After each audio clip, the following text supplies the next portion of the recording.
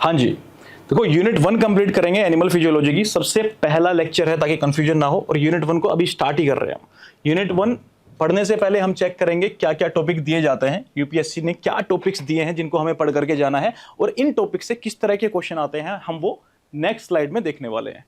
अब देखिएगा, सबसे पहला ब्लड कॉन्स्टिट्यूएंट, ब्लड में किस किस चीज को कॉन्स्टिट्यूट करके ब्लड बनता है वो सारी चीजें देखेंगे। जैसे कि प्लाज्मा हुआ, उसकी बात कर लेंगे, सीरम हुआ, ब्लड के अंदर जितनी भी सेल्स मिलती हैं, आरबीसी हुई, डब्ल्यूबीसी हुई, ग्रेनुलोसाइट्स हुई, मोनोसाइट्स हुई, प्लेटलेट्स हुई जिनको हम थ्रोम्बोसाइट्स बोलते हैं, वो सारी सेल्स को हम देखेंगे। उनका प्रॉपर्टी क्या है वो पढ़ेंगे, उनका फंक्शन क्या है वो पढ़ेंगे। मतलब ऐसा नहीं कि डायरेक्ट ब्लड कॉन्स्टिट्यूएंट कोई चीज है और उसकी प्रॉपर्टीज फंक्शन पढ़ रहे हैं। ब्लड को जो जो भी चीजें मिल करके ब्लड को बना रही हैं, उन सभी चीजों की इंडिविजुअल प्रॉपर्टीज को देखेंगे, उनके फंक्शंस को देखेंगे। ठीक है, समझ में आया टॉपिक। अभी दूसरा क्या है, ब्लड सेल फॉर्मेशन। भाई ब्लड के अंदर जितनी भी सेल्स होती हैं जो अभी मैंने बताया आपको, उन सेल्स का हमने प्रॉपर्टीज भी देख लिया, फंक्शन भी देख लिया, लेकिन उनका फॉर्मेशन कैसे होता है, वो बनती कैसी है। जैसे पता है हमें आरबीसी बनती रहती है, टूटती रहती है, जाती रहती है, ठीक है, तो वो बनती कैसी है, कौन सी सेल से स्टार्ट होकर के क्या क्या प्रोसेस चलता है कि वो सेल्स का फॉर्मेशन हो जाता है। ठीक है जी। अब हीमोग्लोबिन सिंथेसिस, हम इतने टाइम से हीमोग्लोबिन पढ़ते आ रहे हैं, आरबीसी के अंदर हीमोग्लोबिन होता है, हीमोग्लोबिन होता है, उसका सिंथेसिस कैसे होता है, वो हीमोग्लोबिन बनता कैसे है, वो पार्ट हम आज जानेंगे, वो समझेंगे, इसी लेक्चर में कंप्लीट करेंगे। क्या केमिस्ट्री होती है उसकी, आयरन का मॉलिक्यूल होता है, सॉरी आयरन है जैसे, वो रहता है +2 फॉर्म में, +3 फॉर्म में भी कन्वर्ट हो जाता है, ऑक्सीजन को CO2 को ट्रांसपोर्ट करता है, वो सारी चीजें हम पढ़ चुके हैं। बट आयरन का जो आयरन है ये कहाँ पे जाके अटैच होता है, हीम ग्रुप पे होता है। और हीम ग्रुप कहाँ पे जाके अटैच होता है सर, पॉलीपेप्टाइड चेन के जो डाइमर बनते हैं उनमें जाके अटैच होता है। ओहो, समझ में नहीं आ रहा, डाइमर वाइमर देखा तो था कुछ, वो डिटेल में देख लेंगे, बट मैं एक आइडिया दे रहा हूँ टॉपिक्स का, जब पढ़ रहे हैं तो उसके अंदर हम क्या देखने वाले हैं, ताकि आप रिकॉर्डिंग लेक्चर ये फिर से भी देखें तो आपको लगे कि हाँ जल्दी जल्दी यहाँ से एक आपको आइडिया हो जाए कि हाँ सर मुझे लगता है कि कोई भी टॉपिक ऐसा नहीं है जो नहीं समझ में आया था, या हाँ यहाँ पे जो आप ये टॉपिक बता रहे हैं ये वाला समझ में नहीं आया था, तो वहां पे जाकर के आप देख सकते हैं। फिर एक जनरल आइडिया आपको 5 मिनट में हो जाए कि क्या क्या चीजें हैं, उनके अंदर क्या क्या हम पढ़ने वाले हैं। ठीक है जी। प्लाज्मा प्रोटीन प्रोडक्शन, ये हम नेक्स्ट यूनिट में देखेंगे। आज केमिस्ट्री तक कंप्लीट करते हैं। एंटीकोगुलेंट्स हुआ, इनका क्लासिफिकेशन, प्रॉपर्टी हुआ प्लाज्मा प्रोटीन्स का। प्लाज्मा प्रोटीन्स का मतलब क्या, जो ब्लड का प्लाज्मा वाला पार्ट है उसके अंदर किस तरह के प्रोटीन बनते हैं, मिलते हैं, उन प्रोटीन्स के बारे में हम पढ़ेंगे। जैसे फॉर एग्जांपल किसी को याद है तो एल्ब्यूमिन हुआ, आपका ग्लोबुलिन हुआ, ये सारे के सारे क्या होते हैं, ब्लड के अंदर प्रोटीन्स ये मिल जाते हैं। कोगुलेशन ऑफ ब्लड देखेंगे कि ब्लड कोगुलेट कैसे होता है, और अगर ब्लड हम किसी स्पीसीज से निकाल करके लेके आए हैं फॉर डायग्नोस्टिक पर्पज, तो वो कोगुलेट ना हो उसके लिए क्या क्या हम एंटी कोगुलेंट्स डाल सकते हैं, और वो एंटी कोगुलेंट्स का क्लासिफिकेशन देखेंगे, क्या क्या एंटी कोगुलेंट्स हम यूज करते हैं और किस एंटी कोगुलेंट को किस जगह पे यूज करते हैं, उसका पर्टिकुलर उसी जगह पे उसको यूज क्यों कर रहे हैं। ठीक है, वो सब जानेंगे। थोड़ी सी प्रॉपर्टी देखेंगे, कहने का मतलब एंटीकोगुलेंट्स की।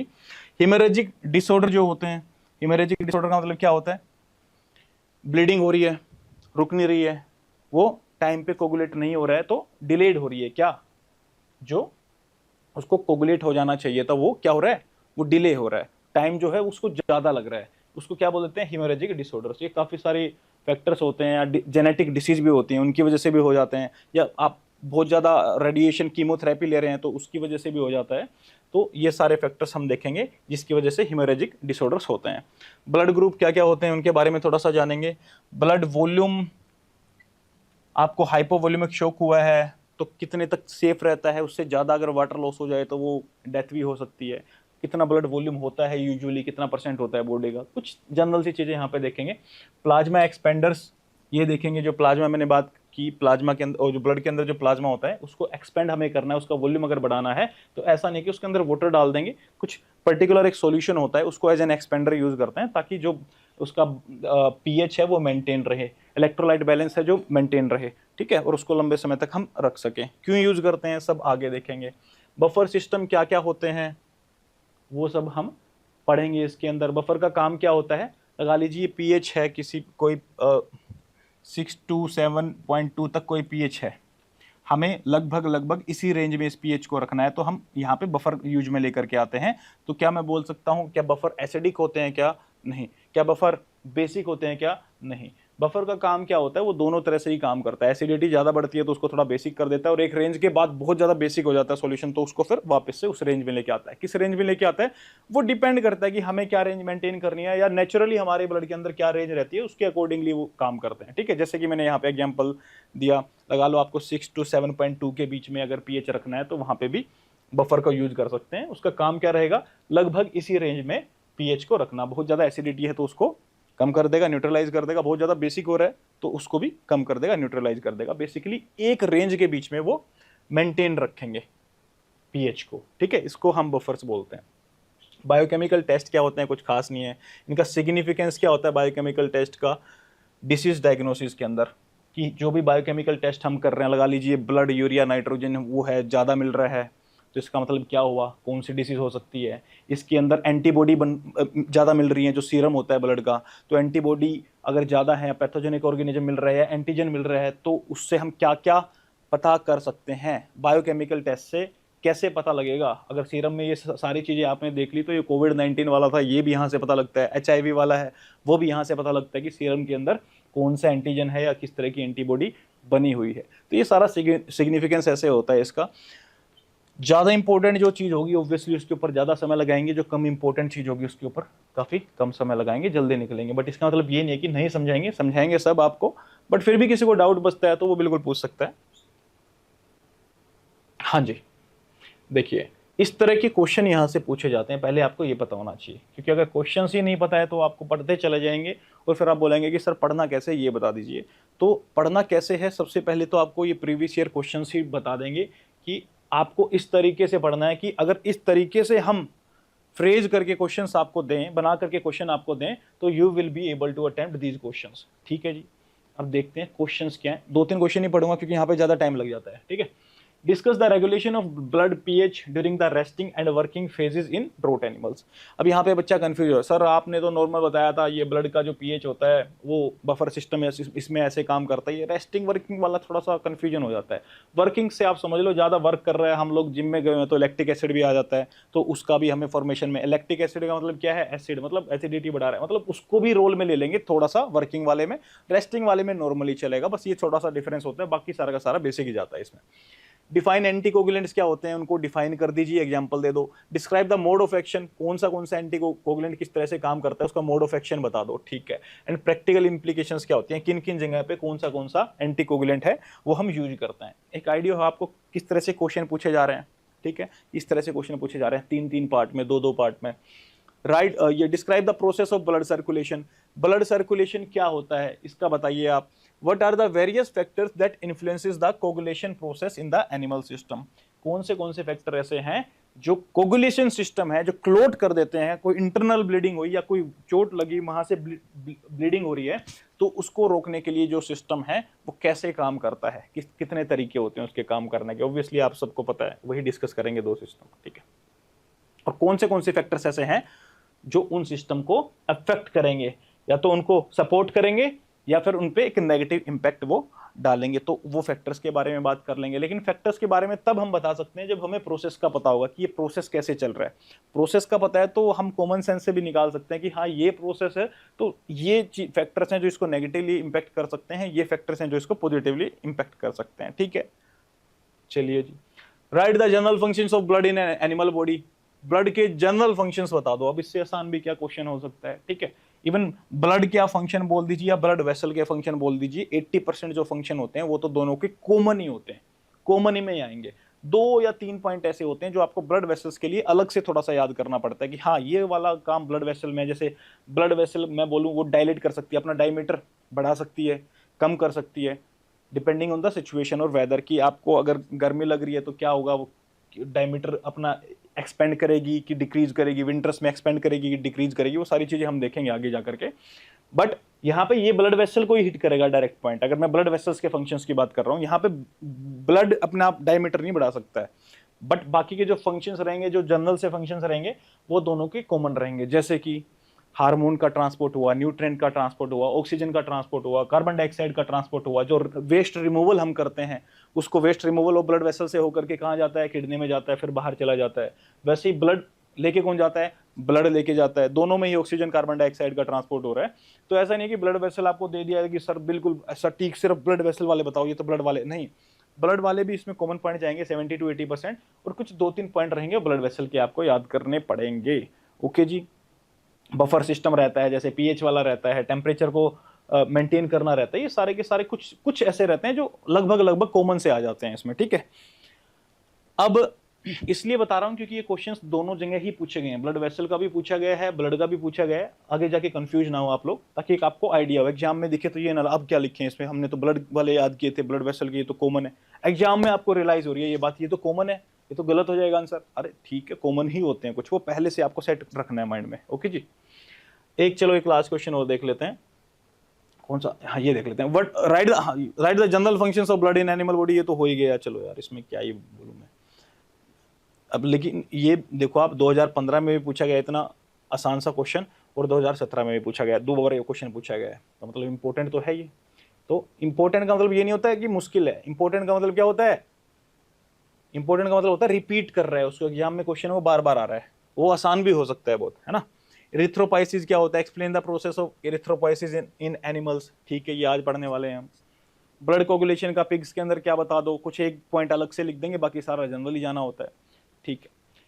कौन से फैक्टर अफेक्ट करते हैं हिमेटोपोइसिस को एनिमल्स के अंदर, एनिमल के अंदर जो हिमेटोपोइसिस होता है तो उसको कौन से फैक्टर अफेक्ट करते हैं, उसको बढ़ाने में या घटाने में, वो सारे फैक्टर्स देखेंगे। आपने प्रोसेस समझ लिया तो you will be able to know कि कौन से फैक्टर नेगेटिवली इंपैक्ट करते हैं, कौन से पॉजिटिवली, एक हल्का सा आपको आइडिया हो गया होगा। चलिए अब शुरू करते हैं। ब्लड सर्कुलेशन, सर्कुलेशन से क्या मतलब है, सर्कुलेट कर रही है कोई चीज, जगह जगह पे क्या कर रही है, कोई चीज सर्कुलेट कर रही है। अब ब्लड के सर्कुलेशन से क्या मतलब होगा, ब्लड वेसल्स के थ्रू कहाँ पे जाएगी, आर्टरीज में, फिर आर्टरीज के थ्रू कहाँ जाएगी, आर्टेरियोल्स में, आर्टेरियोल्स के थ्रू जाएगी कहाँ पे, टिश्यूज के अंदर, सेल्स के अंदर, उसके बाद वहाँ से इकट्ठा होकर के कहाँ आने लगेगी, जो ब्लड है कहाँ आने लगेगा, वहाँ पे पूरा गैसियस का एक्सचेंज हो चुका है, न्यूट्रिएंट का एक्सचेंज हो चुका है, जो वेस्ट मटेरियल है सेल में वो निकल चुका है, उसके बाद वो वेन्यूल्स में आ जाता है।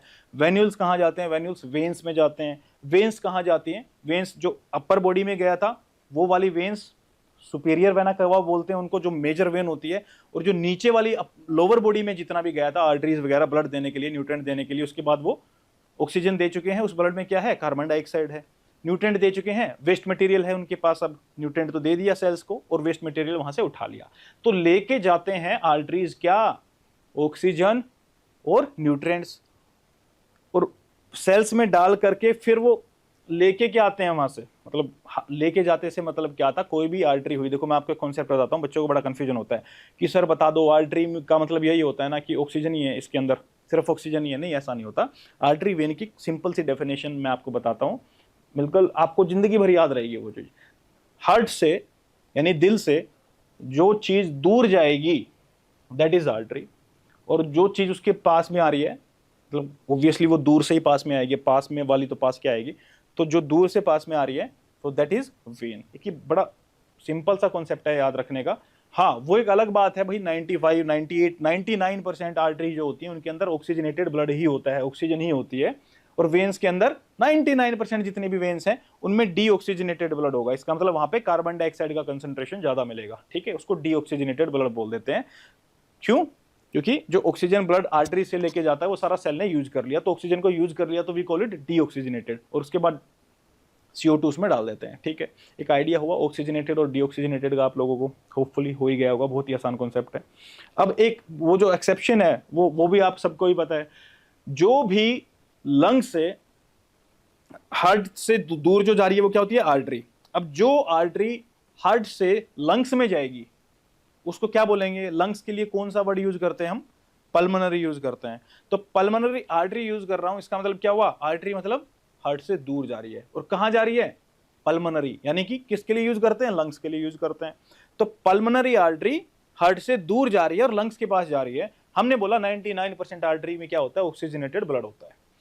अब ये जो 1% वाला जो पार्ट थी कि ये ऐसी आर्टरी है जिसके अंदर क्या होता है, डीऑक्सीजनेटेड ब्लड होता है। वो क्यों होता है वो आपको समझ में आ जाएगा, जो सर्कुलेशन वाला बताऊंगा, बिल्कुल इजी है, कोई बड़ी बात नहीं है क्यों होता है इसमें। क्योंकि यार देखो सीधी सी बात है, पूरी की पूरी बॉडी में जो ब्लड जा रहा है वो हार्ट के लेफ्ट वेंट्रिकल से जाता है, सबको पता है हार्ट के कितने वेंट्रिकल्स होते हैं,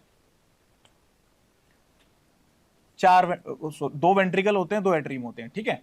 तो ये आप ऐसे मान लो, मेरा ही हार्ट निकाल के रख दिया मैंने ऐसे, ठीक है। ये लेफ्ट साइड है इसका और ये वाला जो है ये राइट साइड है, ठीक है।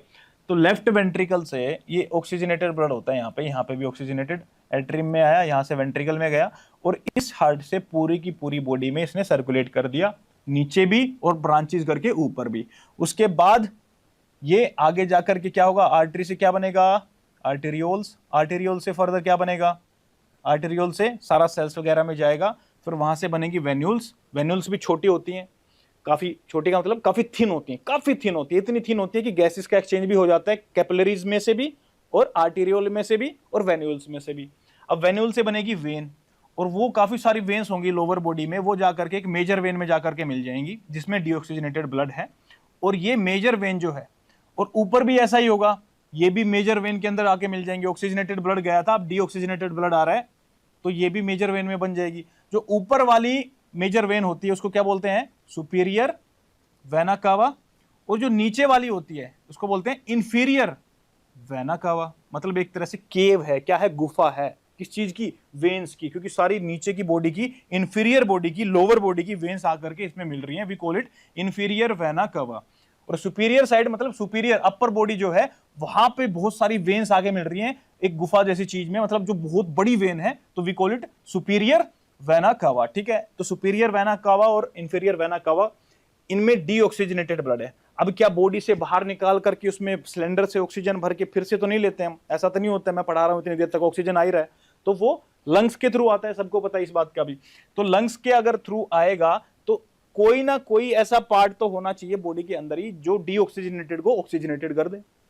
अब ये डीऑक्सीजनेटेड पहुंचाना पड़ेगा कहां पे, लंग्स के पास, और पहुंचाने का काम किसका होता है, जो फोर्स है जिसके पास थोड़ा पावर है, थोड़ा प्रेशर डाल करके उसको पहुंचा सकता है। अब ये इंफीरियर और सुपीरियर वेना कावा आकर के ड्रॉप होती हैं कहां पे, राइट एट्रियम में, राइट एट्रियम में। अब राइट एट्रियम से कहां जाएंगी, राइट वेंट्रिकल में। अब राइट वेंट्रिकल में जो प्रेशर होता है, उस प्रेशर की वजह से ये जितना भी डीऑक्सीजनेटेड सुपीरियर और इंफीरियर वेना कावा से आया है, ये सारा का सारा डीऑक्सीजनेटेड ब्लड राइट वेंट्रिकल से किधर जाएगा, लंग्स के पास चला जाएगा।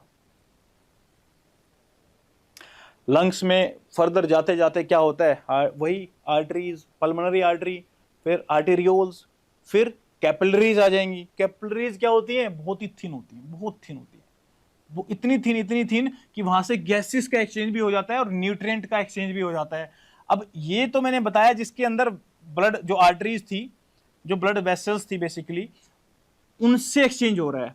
अब लंग्स में भी कुछ तो ऐसा स्ट्रक्चर होगा ना जहां से एक्सचेंज हो रहा होगा, वो स्ट्रक्चर क्या होता है, सबको पता है, एल्वियोलाई होती है। तो एल्वियोलाई और इन ब्लड वेसल के बीच में क्या हो रहा है, गैसेस का एक्सचेंज हो रहा है, ठीक है साहब, गैसेस का एक्सचेंज। अब ये क्या था, डीऑक्सीजनेटेड, यानी कि डीऑक्सीजनेटेड क्यों था, इंफीरियर वेना कावा और सुपीरियर वेना कावा से जितना भी ब्लड आया वो डीऑक्सीजनेटेड ब्लड राइट एट्रियम में, राइट वेंट्रिकल में, और राइट वेंट्रिकल से गया वो लंग्स के अंदर। और लंग्स के अंदर क्या, बाहर से मैं सांस ले रहा हूं तो उनके जो लास्ट में क्या होता है स्ट्रक्चर, लंग्स का एल्वियोलाई होते हैं, बाहर से मैं ब्रीथ कर रहा हूं, हवा अपने अंदर लेकर के जा रहा हूं, तो इंस्पिरेशन में क्या होगा, वो जितनी भी एयर है अंदर गई है उसमें ऑक्सीजन का कंपोजिशन ज्यादा होता है एटमॉस्फेरिक एयर के अंदर, तो जो ऑक्सीजन है वो मेरे एल्वियोलाई तक पहुंच जाएगी। तो जो ऑक्सीजन का कंसंट्रेशन होगा एल्वियोलाई में बहुत ज्यादा होता है। बहुत ज्यादा का मतलब किसके कंपैरिजन में ज्यादा, जो यहाँ पे ये ब्लड वेसल से ये आर्टरी निकली थी, फिर आर्टेरियोल्स, फिर कैपिलरी, और ये सारा का सारा डीऑक्सीजनेटेड ब्लड था, मतलब इसमें ऑक्सीजन बहुत कम थी, नामात्र थी बिल्कुल, और लंग्स में तो ऑक्सीजन ज्यादा है। तो जो ये कंसंट्रेशन ग्रेडियंट बन रहा है, इसकी वजह से जो ऑक्सीजन है एटमॉस्फेयर वाली, इस ब्लड वेसल में ये ऑक्सीजन चली जाती है।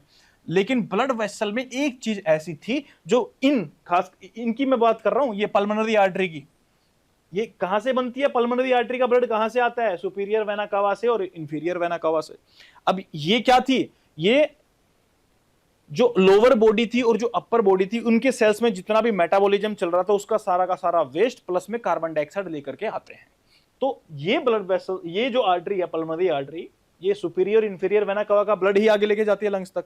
तो इस पल्मोनरी आर्टरी के अंदर एक चीज ऐसी थी जो जिसकी कंसेंट्रेशन काफी ज्यादा थी, किसके कंपैरिजन में, जो लंग्स के अंदर एल्वियोलाई हैं उनके कंपैरिजन में। कौन सी गैस ज्यादा थी, कार्बन डाइऑक्साइड गैस जो थी पल्मोनरी आर्टरी में ज्यादा थी। अब ज्यादा कंसंट्रेशन थी तो क्या होगा, ये कार्बन डाइऑक्साइड चली जाएगी एल्वोलाई में, और एल्वोलाई में कंसंट्रेशन किसकी ज्यादा थी, ऑक्सीजन की, तो ऑक्सीजन आ जाएगी यहाँ पे। तो ये गैसेस का यहाँ पे क्या होता है, एक्सचेंज होता है। तो साहब मैंने आपको दो सिस्टम यहाँ पे बता दिए, एक सिस्टेमिक सर्कुलेशन मैंने आपको बताया, एक मैंने आपको बताया पल्मोनरी सर्कुलेशन। अब सिस्टेमिक का मतलब क्या होता है, जो पूरे सिस्टम में जा रहा है, एक्सेप्ट लंग्स, लंग्स को हटा दो सिस्टम से, ठीक है। अब पूरा सिस्टम क्या हुआ, अपर बॉडी में जो कुछ भी तुम्हें दिख रहा है सब, सारे सिस्टम्स, लोअर बॉडी में जो भी सोच सकते हो सारे सिस्टम, वो वहां पे एक हिपेटोपोर्टल वेन वाला अलग होता है, उसको बाद में पढ़ाएंगे, उससे कंफ्यूज मत करना। तो अपर बॉडी और लोअर बॉडी, उसमें क्या है, अपर बॉडी के अंदर जितने भी सिस्टम्स हैं वो सारे, और लोअर बॉडी में जितने भी सिस्टम्स हैं वो सारे। तो ब्लड कहां से गया, ऑक्सीजनेटेड ब्लड। चलो एक बार मैं यहां से लिंक कर देता हूं इसको फाइनली, फिर आपको मजा आएगा। कैसे मजा आएगा मैं बताता हूं। अब ये पल्मोनरी आर्टरी थी ना, फिर उसके बाद वेन्यूल्स लिखना स्टार्ट होंगी, वेन्यूल से वेन, और फिर बड़ी वेन यहां पे होती है पल्मोनरी वेन, यानी कि वेन है तो हार्ट के पास जाएगी। और एकमात्र ये वेन ऐसी है बॉडी के अंदर जिसके अंदर ऑक्सीजनेटेड ब्लड है। बाकी सभी वेन्स के अंदर क्या मिलेगा, ये इंफीरियर वेना कावा और सुपीरियर वेना कावा में जितनी भी वेन्स मिल रही थी आकर के, वो सभी डीऑक्सीजनेटेड थी। बट ये वेन ऐसी है जो ऑक्सीजनेटेड ब्लड जिसमें आपको मिलेगा, क्योंकि ये लंग्स के थ्रू होते हुए आ रही है, और लंग्स ऑक्सीजन डालते हैं, कार्बन डाइऑक्साइड निकाल लेते हैं। तो इस पल्मोनरी वेन ये कहां पे जाएगी, ये ऑक्सीजनेटेड ब्लड है इसके अंदर, पल्मोनरी वेन के अंदर। तो ये ऑक्सीजनेटेड जो ब्लड है ये पूरी बॉडी में भेजना है, तो कौन से एट्रियम में डाल दूं मैं, ये पूरी बॉडी में भेजने का काम कौन कर रहा था, लेफ्ट साइड का वेंट्रिकल कर रहा था पूरी बॉडी में ब्लड भेजने का काम। पहले लेफ्ट एट्रियम में आएगा क्या, पल्मोनरी वेन ऑक्सीजनेटेड है, ये फिर लेफ्ट वेंट्रिकल में, लेफ्ट वेंट्रिकल से लोअर बॉडी में गया पूरा, फिर अपर बॉडी में भी चला गया पूरा ब्लड, और वहां पे जाके किया क्या, कैसे बटा वो, ये जो एओर्टा के थ्रू जाता है ना, एओर्टा के थ्रू जाता है, लेफ्ट वेंट्रिकल में एओर्टा अटैच होती है, तो एओर्टा के थ्रू गया, वो फर्दर उसमें अपनी ब्रांचेज बनाती चली जाएगी, फर्दर आर्टरीज में बढ़ती चली जाएगी, आर्टरी से आर्टेरियोल्स में, और फर्दर वो सेल्स के अंदर घुसना शुरू हो जाएगा। जितना ऑक्सीजन चाहिए ले लिया, कार्बन डाइऑक्साइड छोड़ दिया, न्यूट्रिएंट चाहिए ले लिया, और जो जितना भी वेस्ट मटेरियल था वो सेल्स ने बाहर निकाल करके ब्लड में डाल दिया। अब जो बाहर निकल करके जो वेन्स फिर से लेके आएंगी, जो आप मान लो ब्लड वेसल जो फिर से लेके आएंगे, उनको क्या बोलते हैं, उनको वेन्स बोलते हैं। क्या बोलते हैं उनको वेन्स बोलते हैं। सबसे छोटी वेन होती है वेन्यूल्स, फिर उसके बाद होती है, आप सिंपल ये मानो वेन्यूल के बाद सीधा वेन आ गई, और वेन के बाद आपका वो सारी वेन्स अलग अलग ऑर्गन से जाकर के कहां पे पोर कर रही है, लोअर बॉडी में, इंफीरियर वेना कावा में। ऊपर वाली बॉडी में जितनी भी वेन थी वो सुपीरियर वेना कावा में। अब इंफीरियर और सुपीरियर वेना कावा का डीऑक्सीजनेटेड ब्लड कहां पे गया, राइट एट्रियम में, राइट एट्रियम से गया राइट वेंट्रिकल में। अब इसको छोड़ दो एक मिनट के लिए, यहां पे आ जाओ सिर्फ लेफ्ट वेंट्रिकल पे। सिस्टेमिक सर्कुलेशन होता है, जो लेफ्ट वेंट्रिकल से ऑक्सीजनेटेड ब्लड है वो आपने आयोर्टा के थ्रू, उसकी ब्रांचेस, उसकी आर्टरीज के थ्रू अपर बॉडी में भी दिया और लोअर बॉडी में भी दिया, और अपर बॉडी और लोअर बॉडी ने ऑक्सीजन का यूज किया और CO2 को वापस से डाल दिया। अब हार्ट की तरफ जो आएगी, जो डीऑक्सीजनेटेड ब्लड है जो आएगा हार्ट की तरफ, उनको क्या बोलते हैं, उनको आर्टरी नहीं बोलेंगे, उनको वेन्स बोलेंगे। तो वेन्स में भी मेजर वेन लेके आती है लोअर बॉडी से इंफीरियर वेना कावा, और जो मेजर वेन होती है अपर बॉडी में वो होती है सुपीरियर वेना कावा। ये दोनों की दोनों लेकर के कहां पोर कर देंगी, लेफ्ट एट्रियम में पोर कर देंगी, राइट एट्रियम में। यहां तक समझ में आया। Oxygenated blood left atrium, left ventricle, उसके बाद लोअर बॉडी में गया, अपर बॉडी में गया ऑक्सीजनेटेड ब्लड, और ऑक्सीजन यूज की अपर बॉडी ने भी, लोअर बॉडी ने भी, और कार्बन डाइऑक्साइड को वापस से पोर कर दिया। और वो जो वेन्स थी इंफीरियर वेना कावा लोअर बॉडी से लेके आई, सुपीरियर अपर बॉडी से, और कहां पे ड्रॉप कर दिया इन दोनों ने लाके, राइट एट्रियम में। ये जो सर्कुलेशन है ना, ये सिस्टमिक सर्कुलेशन है। क्या है ये, सिस्टमिक, सारे सिस्टम्स में ब्लड जा रहा है ऑक्सीजनेटेड। अब एक होता है पल्मोनरी सर्कुलेशन। अब यहां तक आए थे ना, अब इसमें ये क्या है, राइट एट्रियम में ये डीऑक्सीजनेटेड ब्लड है। अब राइट एट्रियम से कहां जाएगा, राइट वेंट्रिकल में जाएगा। अब डीऑक्सीजनेटेड को ऑक्सीजनेटेड करना है तो कहां लेके जाएं इसको, लंग्स के पास। तो लंग्स के पास जा रही है तो पल्मोनरी वर्ड यूज कर लिया, और हार्ट से दूर जा रही है तो क्या बोलेंगे इसको, ऑब्वियसली आर्टरी बोलेंगे। तो पल्मोनरी आर्टरी गई कहां पे, लंग्स में। गैसेस का एक्सचेंज हुआ, CO2 उसने लंग्स को दिया, CO2 एक्सेल कर दिया, और इनहेल क्या कर रहे थे, ऑक्सीजन। तो ऑक्सीजन जो एल्वियोलाई में था वो ब्लड में आ गया, तो we call it oxygenated blood. अब ये ऑक्सीजनेटेड ब्लड को कौन सी वेन लेके जाएगी, हार्ट के पास लेके जाना है तो वेन बोलेंगे ना उसको, और लंग्स से लेके जा रहे हैं तो पल्मोनरी वर्ड यूज कर दिया। तो पल्मोनरी वेन लेकर के गई लेफ्ट ओरिकल में या लेफ्ट एट्रियम उसको बोल दो, ठीक है जी, ऑक्सीजनेटेड ब्लड। अब ये राइट एट्रियम से लेके लंग से लेकर के जो ये वाला कनेक्शन था, ये सारा का सारा क्या हुआ, ये इसको हमने बोल दिया पल्मोनरी सर्कुलेशन, क्योंकि ये सारा का सारा लंग से जुड़ा हुआ है, ये सारा का सारा।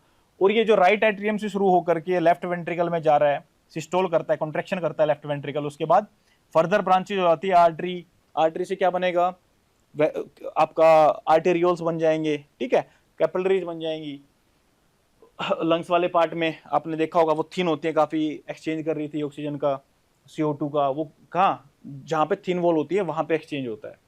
तो होपफुली आप थोड़ा बीच में बोल दिया करो कि आ गया समझ में, नहीं तो मैं इसको पढ़ाता रहूंगा, क्योंकि ये पहला, बिल्कुल पहला अपना यूनिट है, और इसमें मैं चाहता हूं कि बिल्कुल आपका बेसिक क्लियर हो चीजों में, ताकि फर्दर जो भी टॉपिक्स इससे रिलेट करें वो आपको यूं लगे कि सर बहुत सिंपल, आगे चलो जल्दी से। इसलिए इस पर टाइम लगाना, इसलिए मैं बोल रहा था पहले लेक्चर में थोड़ा सा टाइम लगेगा, उसके बाद जल्दी जल्दी कराएंगे, ठीक है जी।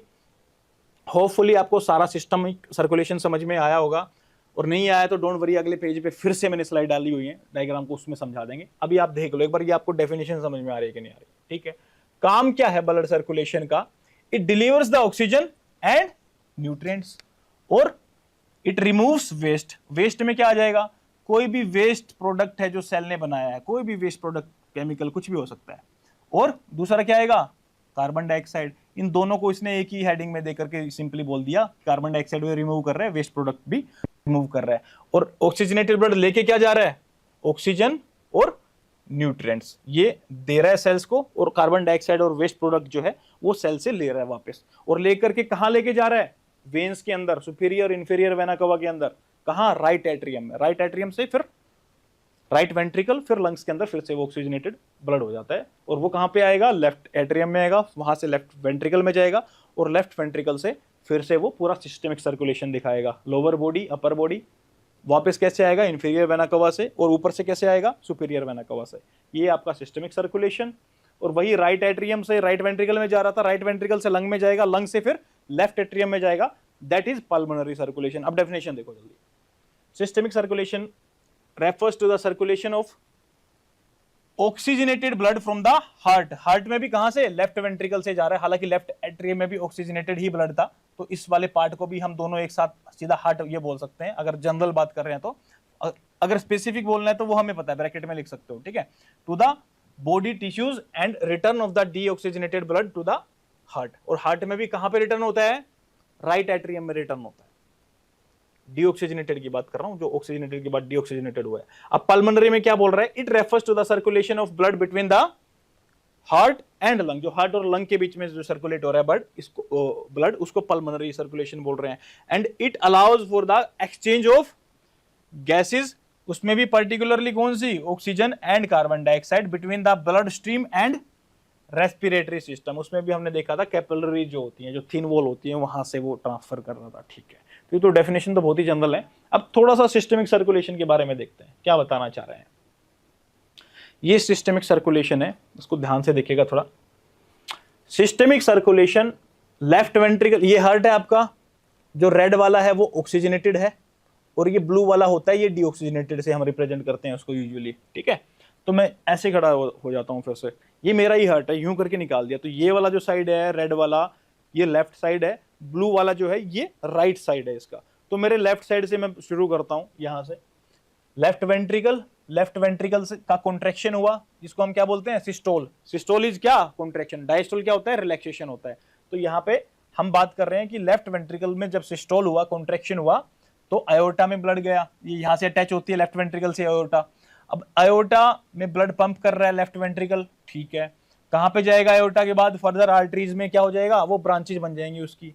तो वहां पे ऑक्सीजनेटेड ब्लड पहुंचा, और आर्टरीज कहां जाती हैं यूजुअली, ऑर्गन्स में, मसल्स में, टिश्यूज में, जितनी भी जगह होती है। उसके बाद आर्टरीज किसमें फर्दर डिवाइड हो जाएंगी, आर्टेरियोल्स में। अब उनका भी क्या होता है, चलो वो क्या होता है छोड़ देते हैं, फंक्शन की अलग बात आ जाएगी। आर्टेरियोल्स में चली जाती हैं फर्दर ब्रांच बन करके उनकी, और उनकी भी फर्दर ब्रांच बन करके कैपिलरीज में वो चेंज हो जाती हैं। कौन, आर्टेरियोल्स जो होती हैं, जिनकी वॉल्स क्या होती है, बहुत ही थिन होती है, और इतनी थिन होती है कि न्यूट्रिएंट का एक्सचेंज यहाँ से, ये लगा लीजिए ये सेल थी, और ये आपका कैपिलरीज थी इसके साइड में, तो यहाँ से गैसेस का एक्सचेंज भी हो जाएगा, ऑक्सीजन मिल जाएगी सेल को, और CO2 सेल बाहर दे देगी, और जो न्यूट्रिएंट्स है वो अंदर चले जाएंगे और जो वेस्ट प्रोडक्ट था वो बाहर आ जाएगा।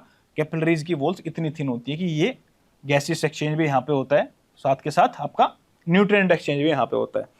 आपको पता है कि CO2 किन 3 तरीकों से ट्रांसफर होता है, चलो वो एक अलग बात है, क्लोराइड शिफ्ट में पढ़ेंगे उसको, हैमबर्गर फिनोमेना जिसको बोलते हैं, बट यहाँ पे बेसिक देख रहे हैं फिलहाल। तो कैपिलरीज तक क्या था, सारा का सारा ब्लड क्या था, ऑक्सीजनेटेड था। अब कैपिलरीज में से ऑक्सीजन सारा सेल में जा रहा है और सेल का CO2 बाहर आ रहा है। तो कैपिलरीज वो पॉइंट होती है जहां पे क्या चेंज होना शुरू हो जाता है। तो कैपिलरीज के बाद जो भी चेंज हो चुका है, फर्दर जो होगा वो वेन्यूल्स होते हैं। और वेन्यूल्स मतलब वेन, यानी कि जो कार्बन डाइऑक्साइड अब ब्लड के अंदर ज्यादा आ चुकी है वो कहां पे मैक्सिमम है, मतलब कहां से स्टार्ट हुई है मैक्सिमम होना, वेन्यूल्स के पास से। क्योंकि ये क्या करती है, ये डीऑक्सीजनेटेड ब्लड को कलेक्ट करने लगती है। और ऐसी ऐसी काफी सारे वेन्यूल्स जो होती है वो मिलकर के एक वेन बनाती हैं। और वेन अपर बॉडी की मैं बात कर रहा हूं तो वो सारी वेन सुपीरियर वेना कवा में आकर के क्या करेंगी, अपना सारा का सारा डीऑक्सीजनेटेड ब्लड उसमें डाल देंगी ला करके। और इंफीरियर वेना कवा यानी कि लोअर बॉडी की बात करता हूं तो इंफीरियर वेना कवा, लोअर बॉडी के अंदर जितने भी ऑर्गन मसल टिश्यू जो भी है वो सारे अलग अलग उनकी वेन्यूल्स निकलती हैं, फिर वो वेन्स बनती हैं बड़ी, और वो वेन्स आकर के सारे मिल जाती हैं इंफीरियर वेना कावा में। और ये जो अपर बॉडी और लोअर बॉडी में जो सुपीरियर और इंफीरियर वेना कावा है जिसमें डीऑक्सीजनेटेड ब्लड है, ये सारा का सारा डीऑक्सीजनेटेड ब्लड कहां पे आएगा, हार्ट के राइट एट्रियम में, राइट एट्रियम से राइट वेंट्रिकल में, राइट वेंट्रिकल से पल्मोनरी आर्टरी से लंग्स में, वहां से ऑक्सीजन उसको मिला, CO2 उन्होंने बाहर दे दिया, और फिर लंग्स से कहां पे जाएगा, ऑक्सीजनेटेड ब्लड होने के बाद लेफ्ट एट्रियम में। लेफ्ट एट्रियम ये जो मैंने बताया, लेफ्ट एट्रियम से फिर लेफ्ट वेंट्रिकल, और लेफ्ट वेंट्रिकल से एओर्टा, और फिर वही पूरा घूमता रहेगा। तो बेसिकली अगर मैं इसको बहुत ही शॉर्ट में कंक्लूड करना चाहूं तो ये बोल सकता हूं, जो आपका लेफ्ट वेंट्रिकल से लेकर के पूरी बॉडी में गया और पूरी बॉडी के इंफीरियर और सुपीरियर वेना कवा से होता हुआ राइट एट्रियम तक पहुंचा, वो सारा सिस्टमिक सर्कुलेशन था। और जो राइट एट्रियम से लेके लंग्स तक गया और लंग्स के बाद फिर वो लेफ्ट एट्रियम में तक पहुंचा, वहां तक वो सारा का सारा पल्मोनरी सर्कुलेशन था। पल्मोनरी वर्ड क्यों यूज किया, क्योंकि हार्ट और लंग्स की बात कर रहे हैं। सिस्टमिक क्यों वर्ड यूज किया, क्योंकि हम हार्ट की और पूरे सिस्टम्स की बात कर रहे हैं। और हार्ट और सिस्टम्स में भी किसकी बात कर रहे हैं, हार्ट और सिस्टम के बीच में जो ब्लड का सर्कुलेशन हो रहा है उसकी।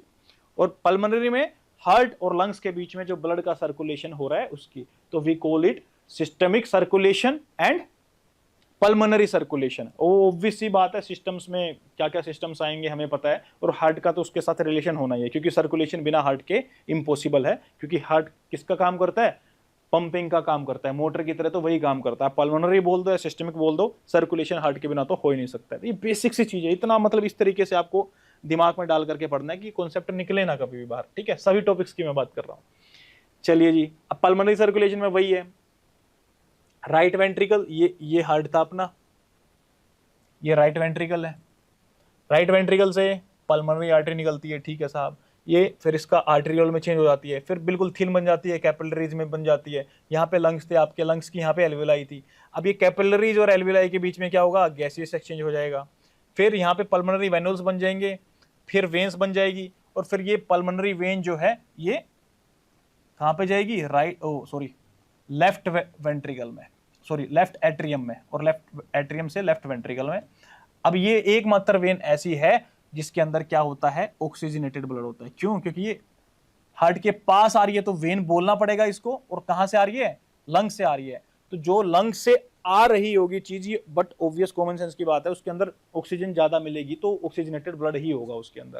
तो नाम से पता लग जाना चाहिए, पल्मोनरी ओके, लंग्स की बात चल रही है, वेन मतलब लंग से नहीं, वेन का मतलब लंग से वंग से नहीं, वेन्स का मतलब हार्ट के पास जा रही है, और कहां से जा रही है, लंग से जा रही है, तो उसमें ऑक्सीजनेटेड ब्लड ही होगा। तो आप ऐसे भी सोच सकते हो कि वेन का मतलब हार्ट के पास जा रही है, पल्मोनरी मतलब लंग से होकर के जा रही है, तो लंग से तो ऑक्सीजनेटेड ब्लड ही मिला होगा। तो ये जो कॉन्सेप्ट एक्सेप्शन और ये सब पढ़ते हैं, तो अगर किसी को थोड़ा सा बेसिक चीज पता है, कॉमन सेंस है, थोड़ी सी लगाएगा तो उसको सारी चीजें समझ में आएंगी कि हाँ, पल्मोनरी मतलब लंग्स, और वेन मतलब हार्ट की तरफ जा रही है, तो लंग्स से हार्ट की तरफ जा रही है। लंग्स में कंसंट्रेशन ऑक्सीजन की ज्यादा होती है, तो वो ऑक्सीजनेटेड ब्लड ही मिलेगा। आप उसको वेन बोलो, कुछ भी बोल दो, उसमें ऑक्सीजनेटेड ब्लड ही मिलेगा। समझ में आई बात। चलिए जी, ये दो सर्कुलेशन काफी इंपॉर्टेंट थे। अब दोनों को किसी को बोल रहा है कि सर आपने बड़े मुश्किल डायग्राम बना दिया, आसान सा बता दो। एक आसान डायग्राम में अगर आपको दोनों चीजों को ही रिप्रेजेंट करना है तो ये आपका लेफ्ट एट्रियम हो गया, या ऑरिकल बोल दो, ये आपका राइट एट्रियम हो गया, या ऑरिकल बोल दो। ठीक है, अब राइट एट्रियम से राइट वेंट्रिकल में जाएगा और राइट वेंट्रिकल से पल्मोनरी आर्टरी जो है, ये देखो पल्मोनरी आर्टरी कहाँ जा रही है, लंग्स में, वहां पे गैसेस का एक्सचेंज होता है और उसके बाद क्या होगा, ऑक्सीजनेटेड ब्लड बन जाएगा यहाँ पे, ऑक्सीजनेटेड ब्लड। क्यों? क्योंकि लंग्स ने इसमें ऑक्सीजन डाला है, CO2 को बाहर लिया है, ये देखो ऑक्सीजन को डाल दिया है, CO2 बाहर चला गया है। अब ये जो जा रहा है यहाँ पे, इसको पल्मोनरी क्यों बोल रहे हैं, क्योंकि लंग से जा रहा है। वेन क्यों बोल रहे हैं, क्योंकि हार्ट के पास जा रही है वो चीज, ठीक है, और यहाँ पे हार्ट से दूर जा रही थी तो आर्टरी बोल दिया था। तो ये पल्मोनरी वेन कहाँ पे जाएगी, लेफ्ट एट्रियम में, लेफ्ट एट्रियम से आपका लेफ्ट वेंट्रिकल में, और लेफ्ट वेंट्रिकल से ये आयोर्टा में जाते हुए पूरी बॉडी में क्या करेगी, सर्कुलेट करेगी, और पूरी बॉडी मसल सेल्स जितने भी हैं वो कार्बन डाइऑक्साइड तो इसमें डाल देंगे ब्लड में, और ऑक्सीजन जो है इस आयोर्टा वाला वो कंज्यूम कर लेंगे, सेल्स के अंदर वो ऑक्सीजन चला जाएगा। तो उसके बाद ये कहाँ जाएगा, वेना कावा से होता हुआ राइट एट्रियम में। तो ये जो लेफ्ट वेंट्रिकल से लेकर के ये सारा सफर है राइट एट्रियम, तो दिस इज सिस्टमिक सर्कुलेशन। और जो राइट वेंट्रिकल से लेकर के ये जितना सफर है ये वाला, दिस इज पल्मोनरी सर्कुलेशन। तो एक डायग्राम के थ्रू भी आप दोनों चीजों को दिखा सकते हैं। होपफुली आपका कॉन्सेप्ट क्लियर हुआ होगा, आपको समझ में आया होगा क्या कैसे सर्कुलेशन चल रहा है, ठीक है। अब बात कर लेते हैं ब्लड कॉन्स्टिट्यूएंट्स की। ब्लड कॉन्स्टिट्यूएंट का मतलब क्या होता है, जो ब्लड के अंदर जो जिन चीजों से मिल करके ब्लड बना हुआ है। Blood is constituted by these things. कौन सी थिंग्स? प्लाज्मा। प्लाज्मा तो होता ही है, लिक्विड पार्ट तो होता ही है ना उसमें, बिना वाटर के तो कुछ भी नहीं है, नहीं तो घूमेगा कैसे, अगर सॉलिड होगा तो उसको कैसे पंप करेगा। लिक्विड पार्ट तो होना जरूरी है जिसमें कि बहुत ज्यादा वाटर होता है। बाकी क्या चीजें होती हैं वो भी देखेंगे। रेड ब्लड सेल्स होती हैं साहब, ठीक है, सेल्स भी होती हैं ब्लड के अंदर, बहुत अच्छी बात है। व्हाइट ब्लड सेल भी होती हैं सर ब्लड के अंदर, बिल्कुल सही बात है। प्लेटलेट्स भी होती हैं जी, प्लेटलेट्स, थ्रोम्बोसाइट्स। जो डेंगू हो जाता है ना, प्लेटलेट कम होना शुरू हो जाती हैं, आपको पता होगा। तो क्या नुकसान हो जाता है उससे, प्लेटलेट से वुंड हीलिंग नहीं हो पाती। अगर ब्लड आ गया तो ब्लड निकलता रहेगा, डिले हो जाएगा, वो उसमें वो कोगुलेट नहीं हो पाएगा अच्छे से। क्या काम होता है प्लेटलेट्स का या थ्रोम्बोसाइट्स का? यही तो काम होता है ना कि वुंड हीलिंग में वो हेल्प करते हैं। जा करके लगा लीजिए ये आपकी ब्लड वेसल है, यहाँ पे इंजरी होती है तो ये जो ब्लड निकल रहा है तो यहाँ पे जाकर के प्लेटलेट्स चिपक जाती हैं यूं करके, ठीक है, तो वुंड हीलिंग में हेल्प करती हैं। बट प्लेटलेट्स का नंबर ही कम होगा। अगर आपको यहाँ पे वुंड होता है, आपकी ब्लीडिंग हो रही है, तो आपकी ब्लीडिंग नहीं रुकेगी, क्योंकि प्लेटलेट्स ही कम है। और प्लेटलेट्स ही क्या करवाती हैं बेसिकली, वुंड हीलिंग में वो काम आती है, ब्लॉकेज में वो काम आती है। हालांकि फर्दर जो क्लोट बनता है वो फिब्रिनोजन वो सब चाहिए होता है उसके लिए, बट प्राइमरी जो काम होता है ब्लड को एकदम से रोकने का वो प्लेटलेट्स करती है, ठीक है। एक आइडिया दे रहा हूँ आपको ताकि समझ में आती जाए चीज। सीरम क्या होता है, कोई भी ब्लड आपने लिया, उस ब्लड को आपने EDTA नहीं डाला था उसके अंदर, मतलब एंटीकोगुलेंट उसके अंदर आपने नहीं डाला था, तो मतलब वो क्या होगा, कोगुलेट हो जाएगा ब्लड, नेचुरली क्लोट हो जाएगा अगर बाहर रहता है एनिमल से। अब वो कोगुलेट होने के बाद उसमें से क्या पार्ट कम हो गया, फिब्रिनोजन फाइबर, जो फिब्रिनोजन था वो सारा का सारा कम हो गया, क्योंकि उससे तो क्लोट बन चुका है। अब वो ये वायल थी, इसमें ब्लड था प्रॉपर, ठीक है, ये लिक्विड फॉर्म में। अब ये वाइल में हमने एंटीकोगुलेंट नहीं डाला तो एक क्लोट बन जाएगा, यहाँ पे यूं तैर रहा है एक क्लोट बन के, ठीक है।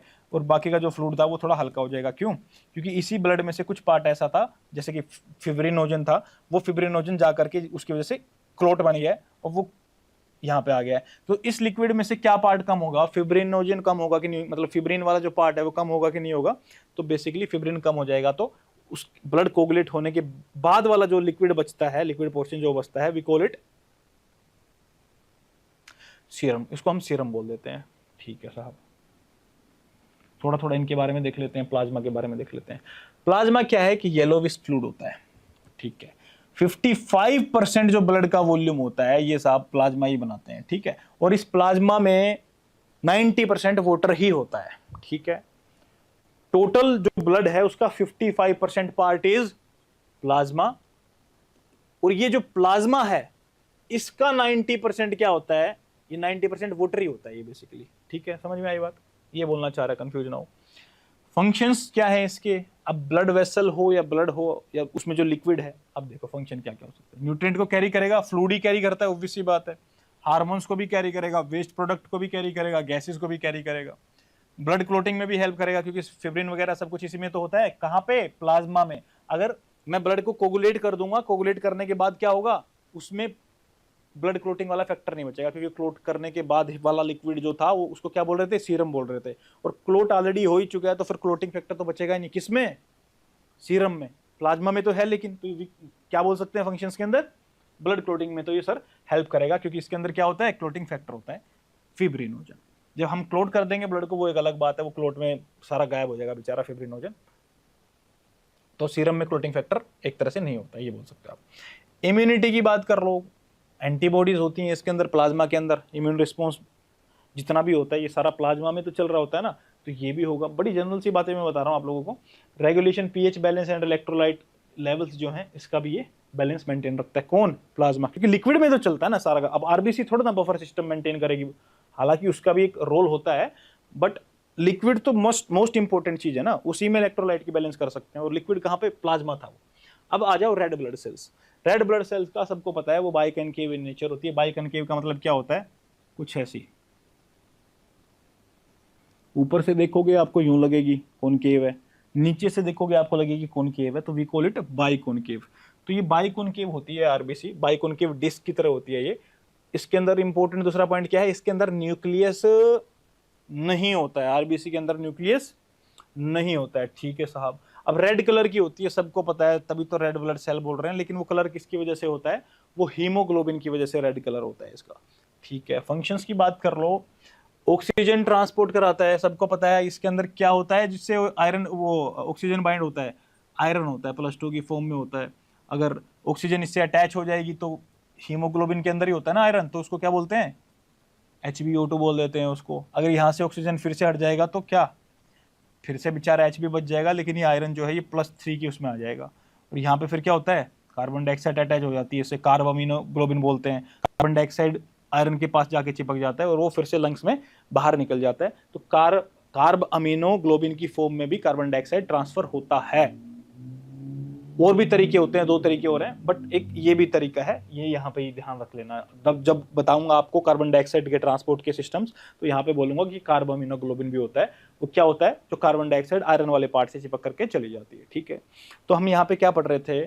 हम यहाँ पे ब्लड कॉन्स्टिट्यूएंट पढ़ रहे थे। ब्लड कॉन्स्टिट्यूएंट में हमने देखा सर सेल्स भी होती हैं, रेड ब्लड सेल थी, WBC थी, प्लेटलेट्स थी, सीरम था, प्लाज्मा था। तो हमने क्या देख लिया? प्लाज्मा देख लिया सबसे पहले।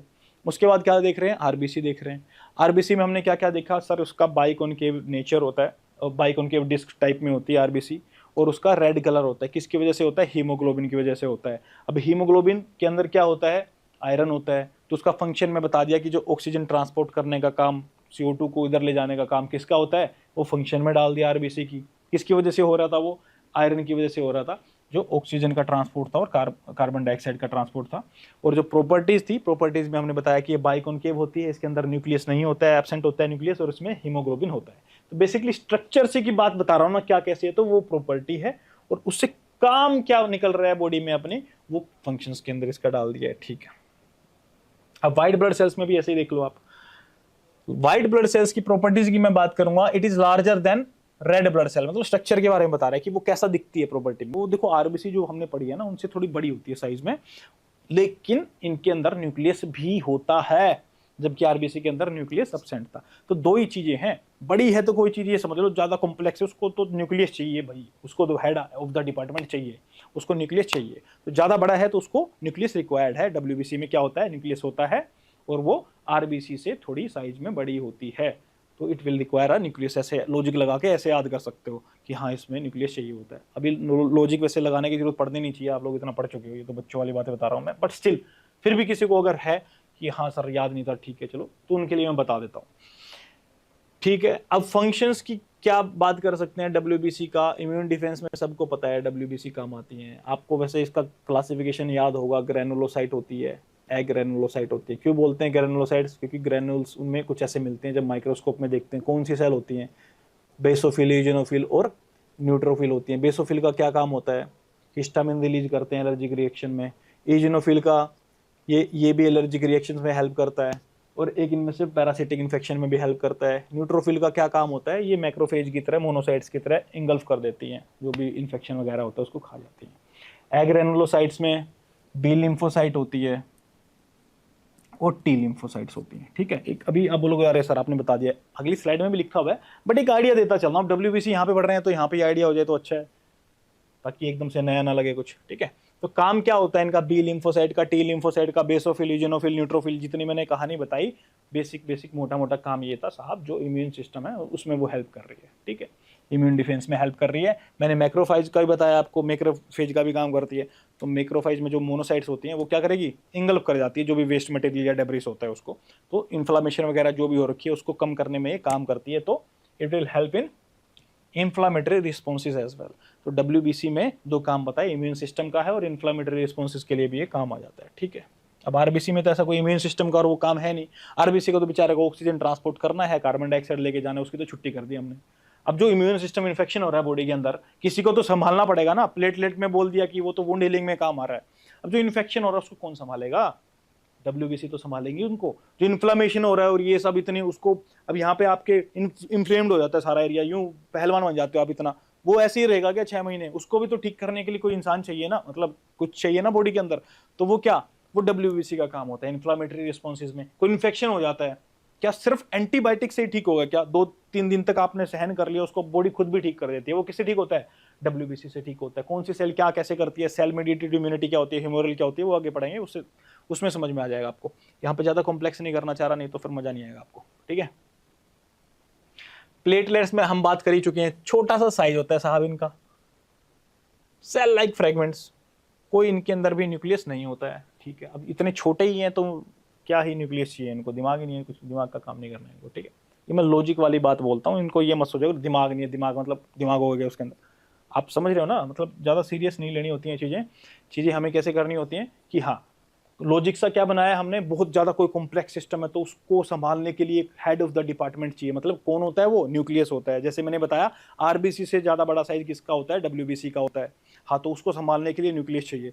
RBC में चलो छोटा है साइज तो न्यूक्लियस नहीं चाहिए, और प्लेटलेट का तो बिल्कुल ही छोटा है तो उसमें भी न्यूक्लियस नहीं चाहिए। तो ऐसे इन 3 चीज़ों को याद कर सकते हो आप, क्योंकि ये मोटी चीज़ें होती हैं, जनरल चीज़ें होती हैं, इनको पता होना चाहिए। फंक्शंस, प्लेटलेट मैंने क्या बताया, ब्लड क्लोटिंग में हेल्प करते हैं, ब्लड वेसल से अडहेयर करके, यानी कि वहां से जो भी ये ब्लड वेसल थी, यहाँ से अगर वुंड हुआ आपको, यहाँ से ब्लीडिंग हो रही है तो यहाँ पे प्लेटलेट्स आकर के अटैच हो जाएंगी। ठीक है, या अडहेयर कर जाएंगे ब्लड वेसल्स पे मैं बोल दूं।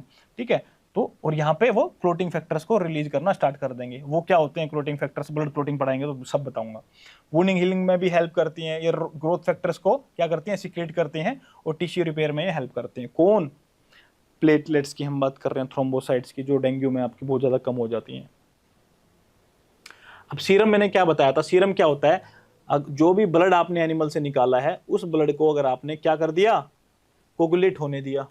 तो कोगुलेट का मतलब क्या हुआ, जो फिब्रिन है सारा का सारा ब्लड में, वो एक जगह जा करके ऐसे क्लोट बना लेगा। फिब्रिन ही तो बनाता है ना क्लोट, तो ब्लड में से अगर मैं फिब्रिन को माइनस कर दूं तो इसका मतलब क्या हुआ, we will get the serum. समझ में आया आपको?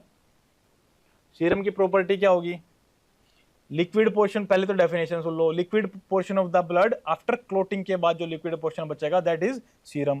तो इसमें जो क्लोटिंग फैक्टर है it will lack the clotting factor, नहीं होगा इसके अंदर। ठीक है साहब, ये तो हम बहुत बार बोल चुके हैं। फंक्शन क्या होगा इसका, it will contain proteins, electrolytes and hormones used for diagnostic purpose. Diagnostic purpose का मतलब क्या है, फॉर एग्जाम्पल इसके अंदर आपको कोई एंटीजन मिल रहा है, ठीक है, या आपको कोई ऐसा केमिकल मिल रहा है, ब्लड यूरिया नाइट्रोजन, तो इससे हम क्या पता लगा सकते हैं कि जो आपका लीवर है वो प्रॉपरली काम कर रहा है कि नहीं कर रहा, किडनी प्रॉपर काम कर रही है कि नहीं कर रहा। आपको सीरम ही चेक करते हैं अगर आपको कोविड-19 का इन्फेक्शन है या आपको HIV है, उसके अंदर क्या कर चेक करते हैं, सीरम को ही चेक किया जाता है। तो जो सीरम है इससे क्या होता है, it is use for the diagnostic purposes. जैसे कि मैंने बताया, अगर बड़ी बीमारी इसलिए बता रहा हूँ थोड़ा सा आपको ध्यान रहेगा, कोविड-19 हुआ, HIV हुआ, खतरनाक, ब्लड यूरिया नाइट्रोजन देख करके ये चेक कर लेते हैं कि भैया आपका जो लीवर वगैरह है वो सही तरीके से काम कर रहा है कि नहीं कर रहा। तो ये सीरम के अंदर ये सारी चीज़ें को देखा जाता है, ये इजीली इनमें मेजर की जा सकती हैं सीरम के अंदर, क्योंकि इसमें कन्फ्यूजन बहुत कम होता है। फिब्रिन विब्रिन तो सब क्लोट करके एक जगह पहुँचा दिया हमने, इसको तो रिमूव कर दिया है, तो सीधा चीज़ें दिखती हैं, इसमें आसान हो जाता है। ठीक है, अब आ जाओ फंक्शंस ऑफ ब्लड में।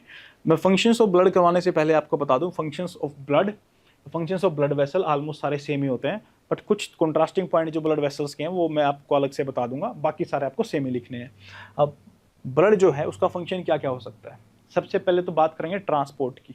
पोर्ट का मतलब क्या होता है, सबको पता है पोर्ट का मतलब क्या होता है, पोर्ट का मतलब होता है प्लेस, कोई भी एक जगह। ठीक है, अब क्या कर रहा हूं मैं, ट्रांस का मतलब बदल जाना, क्या किस चीज का बदल जाना, पोर्ट का, प्लेस का बदल जाना। अब न्यूट्रिएंट का ट्रांसपोर्ट हो रहा है, मतलब एक जगह से दूसरी जगह पे न्यूट्रिएंट जा रहा है। किस जगह से किस जगह जाएगा भाई? स्टमक था, स्टमक से डुओडेनम, डाइजेस्ट हुआ फूड डुओडेनम में आया, डुओडेनम से गया ब्लड में। अब ब्लड से वो कहाँ जाएगा? सर्कुलेट होके हार्ट में जाएगा। अब हार्ट के बाद वो पंप होकर के पूरी बॉडी में जाएगा, और पूरी बॉडी में वो न्यूट्रिएंट जो है वो सेल्स के अंदर चले जाएंगे, और सेल्स के अंदर चले जाएंगे तो हमारा एटीपी वगैरह है सारा जनरेट होगा, एनर्जी मिलेगी तो हम काम कर सकेंगे। ठीक है, तो न्यूट्रिएंट का ट्रांसपोर्ट हुआ कि नहीं हुआ? अब यहाँ से पिट्यूटरी ग्लैंड से जो हार्मोन निकलता है वो आगे जाकर के काम करता है। हार्मोन का मतलब ही क्या है? एक जगह पे रिलीज हुआ है, दूसरी जगह जाकर के काम कर रहा है, उसका भी ट्रांसपोर्ट ब्लड में ही हो रहा है। ब्लड नहीं होता तो होता क्या? नहीं होता साहब। अगर मैं बात करूं ऑक्सीजन की, लंग्स में गई, लंग्स से ऑक्सीजन दी हमने ब्लड में, और वो पूरी बॉडी में फैल रही है। लंग से कहां पे गई? पल्मोनरी वेन से लेफ्ट एट्रियम में, लेफ्ट वेंट्रिकल में, लेफ्ट वेंट्रिकल से पूरी बॉडी में गई, वो सारी की सारी कंज्यूम कर ली लोअर बॉडी में और अपर बॉडी में। तो उसका ट्रांसपोर्ट किया ना, एक जगह से दूसरी जगह लेके गए उसको। कार्बन डाइऑक्साइड में सेल से निकाला, इंफीरियर वेना कवा से और सुपीरियर वेना कवा से, और कार्बन डाइऑक्साइड को लेके आए कहां पे? राइट एट्रियम में, फिर राइट वेंट्रिकल में, राइट वेंट्रिकल से पल्मोनरी आर्टरी से हम लेके गए लंग्स में, और फिर लंग्स से ऑक्सीजन अंदर ली, और जो कार्बन डाइऑक्साइड थी उसको किया बाहर, उसको बाहर कर दिया हमने। तो कार्बन डाइऑक्साइड जो सेल से निकली थी सुपीरियर इंफीरियर वेना कवा के होते हुए लंग्स तक गई ना, वो कैसे गई? ट्रांसपोर्ट करके, एक जगह से दूसरी जगह गई ना, तो ये भी उसका फंक्शन में आ जाएगा।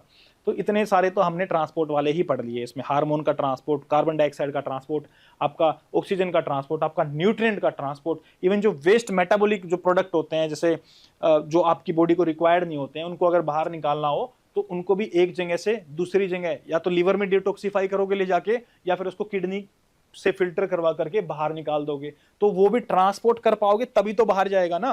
तो ये ट्रांसपोर्ट वाले ही 5 पॉइंट बन रहे हैं, कितने आसान आसान से। सबसे पहले बात करें न्यूट्रिएंट्स, न्यूट्रिएंट का ट्रांसपोर्ट कर दिया, फिर ऑक्सीजन का ट्रांसपोर्ट कर दिया, फिर कार्बन डाइऑक्साइड का ट्रांसपोर्ट कर दिया, फिर हार्मोन का ट्रांसपोर्ट कर दिया, फिर जो वेस्ट मेटाबॉलिक प्रोडक्ट है उनका ट्रांसपोर्ट कर दिया। 5 पॉइंट तो ये ट्रांसपोर्ट वाला ही खत्म कर गया आपका। तो ये इसमें तो कोई कंफ्यूजन होना ही नहीं चाहिए आपको। ठीक है साहब, अब और देख लो, ये देखो न्यूट्रिएंट वाला, ऑक्सीजन, कार्बन डाइऑक्साइड, ये वेस्ट प्रोडक्ट रिमूवल, और ये हार्मोन ट्रांसपोर्ट। ठीक है, अब बचे लास्ट के 5 पॉइंट। इसमें ब्लड जो जाता है तो टेम्परेचर रेगुलेशन होता है कि नहीं होता? लगा लीजिए यहाँ पे सरफेस पे धूप लग रही है आपको, यहाँ पे बहुत ज्यादा ब्लड गर्म होगा कि नहीं होगा कंपैरेटिवली? आप बोलोगे सर डिपेंड करता है, बॉडी का टेम्परेचर से ज्यादा टेम्परेचर होगा तो गर्म होगा, नहीं तो बॉडी के टेम्परेचर का खुद ही जो बीएमआर होता है उसकी वजह से ही ब्लड क्या रहता है? वो गर्म रहता है। अब कैसे भी समझ लो, ये वाला गर्म है या ये वाला गर्म है, लेकिन वो जैसे ही डिस्ट्रीब्यूट होता है ना पूरी बॉडी में, तो जो टेम्परेचर है ना वो लगभग लगभग रेगुलेट होता रहता है, यूनिफॉर्म बना रहता है, सेम सा बना रहता है। और वो जो ज्यादा जहां पे टेम्परेचर होता है सर्कुलेट हो रहा है तो वहां पे बैलेंस हो जाता है।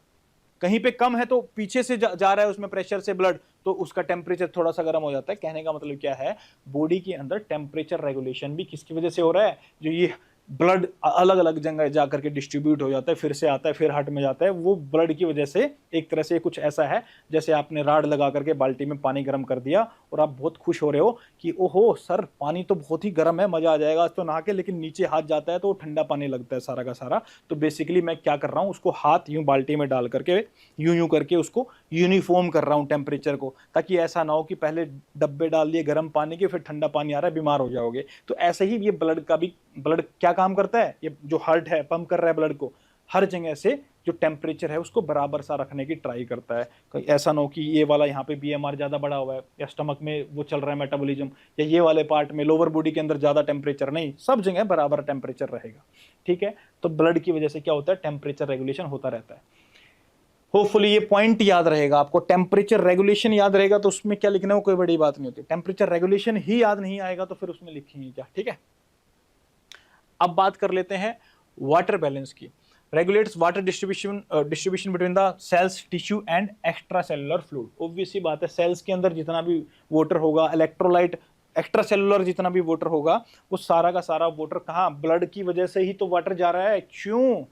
क्योंकि ब्लड के अंदर क्या है, बेसिकली 55% पार्ट तो उसका प्लाज्मा से ही बनता है, और प्लाज्मा का 90% 95% पार्ट क्या होता है, 90 था कि 95, वाटर ही होता है सारा का सारा, राइट। तो वाटर का बैलेंस तो बना रहेगा, इलेक्ट्रोलाइट का, उसमें सेल के अंदर भी वाटर का बैलेंस बनाने का काम करेगा कौन, ब्लड, और एक्स्ट्रा सेलुलर भी ये फंक्शन करेगा कौन, ब्लड। ठीक है साहब, अब ये 2 पॉइंट हो गए आपके जो ट्रांसपोर्ट से अलग थे थोड़े से। टेम्परेचर रेगुलेशन, हालांकि ये भी ट्रांसपोर्ट गोल गोल घूम रहा है तो उसकी वजह से ये रेगुलेट हो रहा है, ठीक है, इससे स्टेबल बॉडी टेम्परेचर बना रहता है पूरी बॉडी में। वाटर बैलेंस, ठीक है, वाटर बैलेंस कैसे, सेल्स के अंदर, टिश्यू में या एक्स्ट्रा सेलुलर फ्लूइड में। पीएच रेगुलेशन, इसमें बफरिंग सिस्टम होता है ब्लड के अंदर, खास करके सबसे उसमें बाइकार्बोनेट आयन वाला होता है। ये कैसे काम करते हैं, बफर सिस्टम अलग से पढ़ेंगे, पूरा फोस्फेट वाला भी पढ़ेंगे, फोस्फेट बफर सिस्टम, बाइकार्बोनेट वाला भी पढ़ेंगे।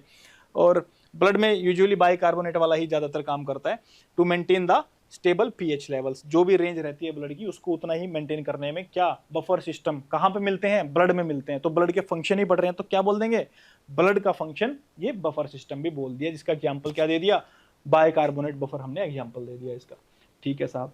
अब क्लोटिंग एबिलिटी की बात कर लेते हैं। क्लोटिंग एबिलिटी, ब्लड के अंदर क्या होता है, फिब्रिन, फिब्रिनोजन होता है ना, ग्रोथ फैक्टर, साइटोकाइंस भी होते हैं, तो उनको छोड़ दो एक मिनट के लिए। क्लोटिंग फैक्टर के लिए मिनिमम जो रिक्वायर्ड होता है क्लोट बनाने के लिए, फिब्रिन तो होता ही है, तो ब्लड की बात कर रहे हैं तो वहां पे वो भी आ जाएगा भाई। क्लोटिंग फैक्टर किसकी वजह से बनता है, ब्लड की वजह से बनता है। ब्लड क्लोट किसकी वजह से बनता है, ब्लड की वजह से बनता है, क्योंकि ब्लड क्लोट ब्लड में बन रहा है तो ऑब्वियसली ब्लड की वजह से बन रहा होगा। तो it will help in preventing excessive bleeding during the wound और एनी इंजरी। और जो इम्यून सिस्टम्स की जो जितनी भी सेल घूमती हैं, वाइट ब्लड सेल्स हो या एंटीबॉडीज हो, वो सारा का सारा ब्लड के अंदर ही होता है, तो वो भी ब्लड के फंक्शन में आता है। तो ये देखो, ये क्वेश्चन 2 बार पूछा गया, इसलिए मैं इतना टाइम लगा दिया इसके ऊपर। ब्लड के फंक्शन क्या है, नॉर्मली इंसान सोचता ब्लड के अंदर है आरबीसी, वो ऑक्सीजन ट्रांसपोर्ट कर रही है, डब्ल्यूबीसी वो इन्फेक्शन इम्यून सिस्टम का काम कर रही है। उसके बाद बच्चा अटक जाता है, 1 मिनट रुको, और तो सर क्या बफर बोल दो, थोड़ा सा बोल दो, ऑस्मोटिक प्रेशर सा बना रहा है कुछ, ब्लड टेम्परेचर सा मेंटेन कर रहा है, 4-5 पॉइंट याद आते हैं वो, फिर उसके बाद उसका कॉमन सेंस काम करनी बंद हो जाती है। इसलिए मैंने बताया जो 5 पॉइंट है वो तो ट्रांसपोर्ट वाले ही एज इट इज आप उठा लो। क्या है 5 पॉइंट ट्रांसपोर्ट वाले, सीधे सीधे न्यूट्रिएंट वाला, ऑक्सीजन वाला, CO2 वाला, हार्मोन वाला, और जो वेस्ट प्रोडक्ट है उसको बाहर निकालने वाला। 5 तो ट्रांसपोर्ट नहीं खत्म कर दी। उसके बाद यू कर रहे थे हम, वो बाल्टी वाला बताया था, जो स्टेबल टेम्परेचर मेंटेन करते हैं, वो भी ब्लड का ही काम है। बफर वाला भी ब्लड का ही काम है, इलेक्ट्रोलाइट बैलेंस करना ब्लड का काम है, इम्यून डिफेंस ब्लड का काम है, प्लस में आपका क्लोटिंग एबिलिटी भी किसका काम है, ब्लड का ही काम है। ब्लड के फंक्शंस में होगा। किसी का कोई क्वेश्चन था क्या, कोई बीच में बोल रहा था शायद, कोई क्वेश्चन है क्या किसी का? चलिए 1 सेकंड दीजिएगा बस मुझे।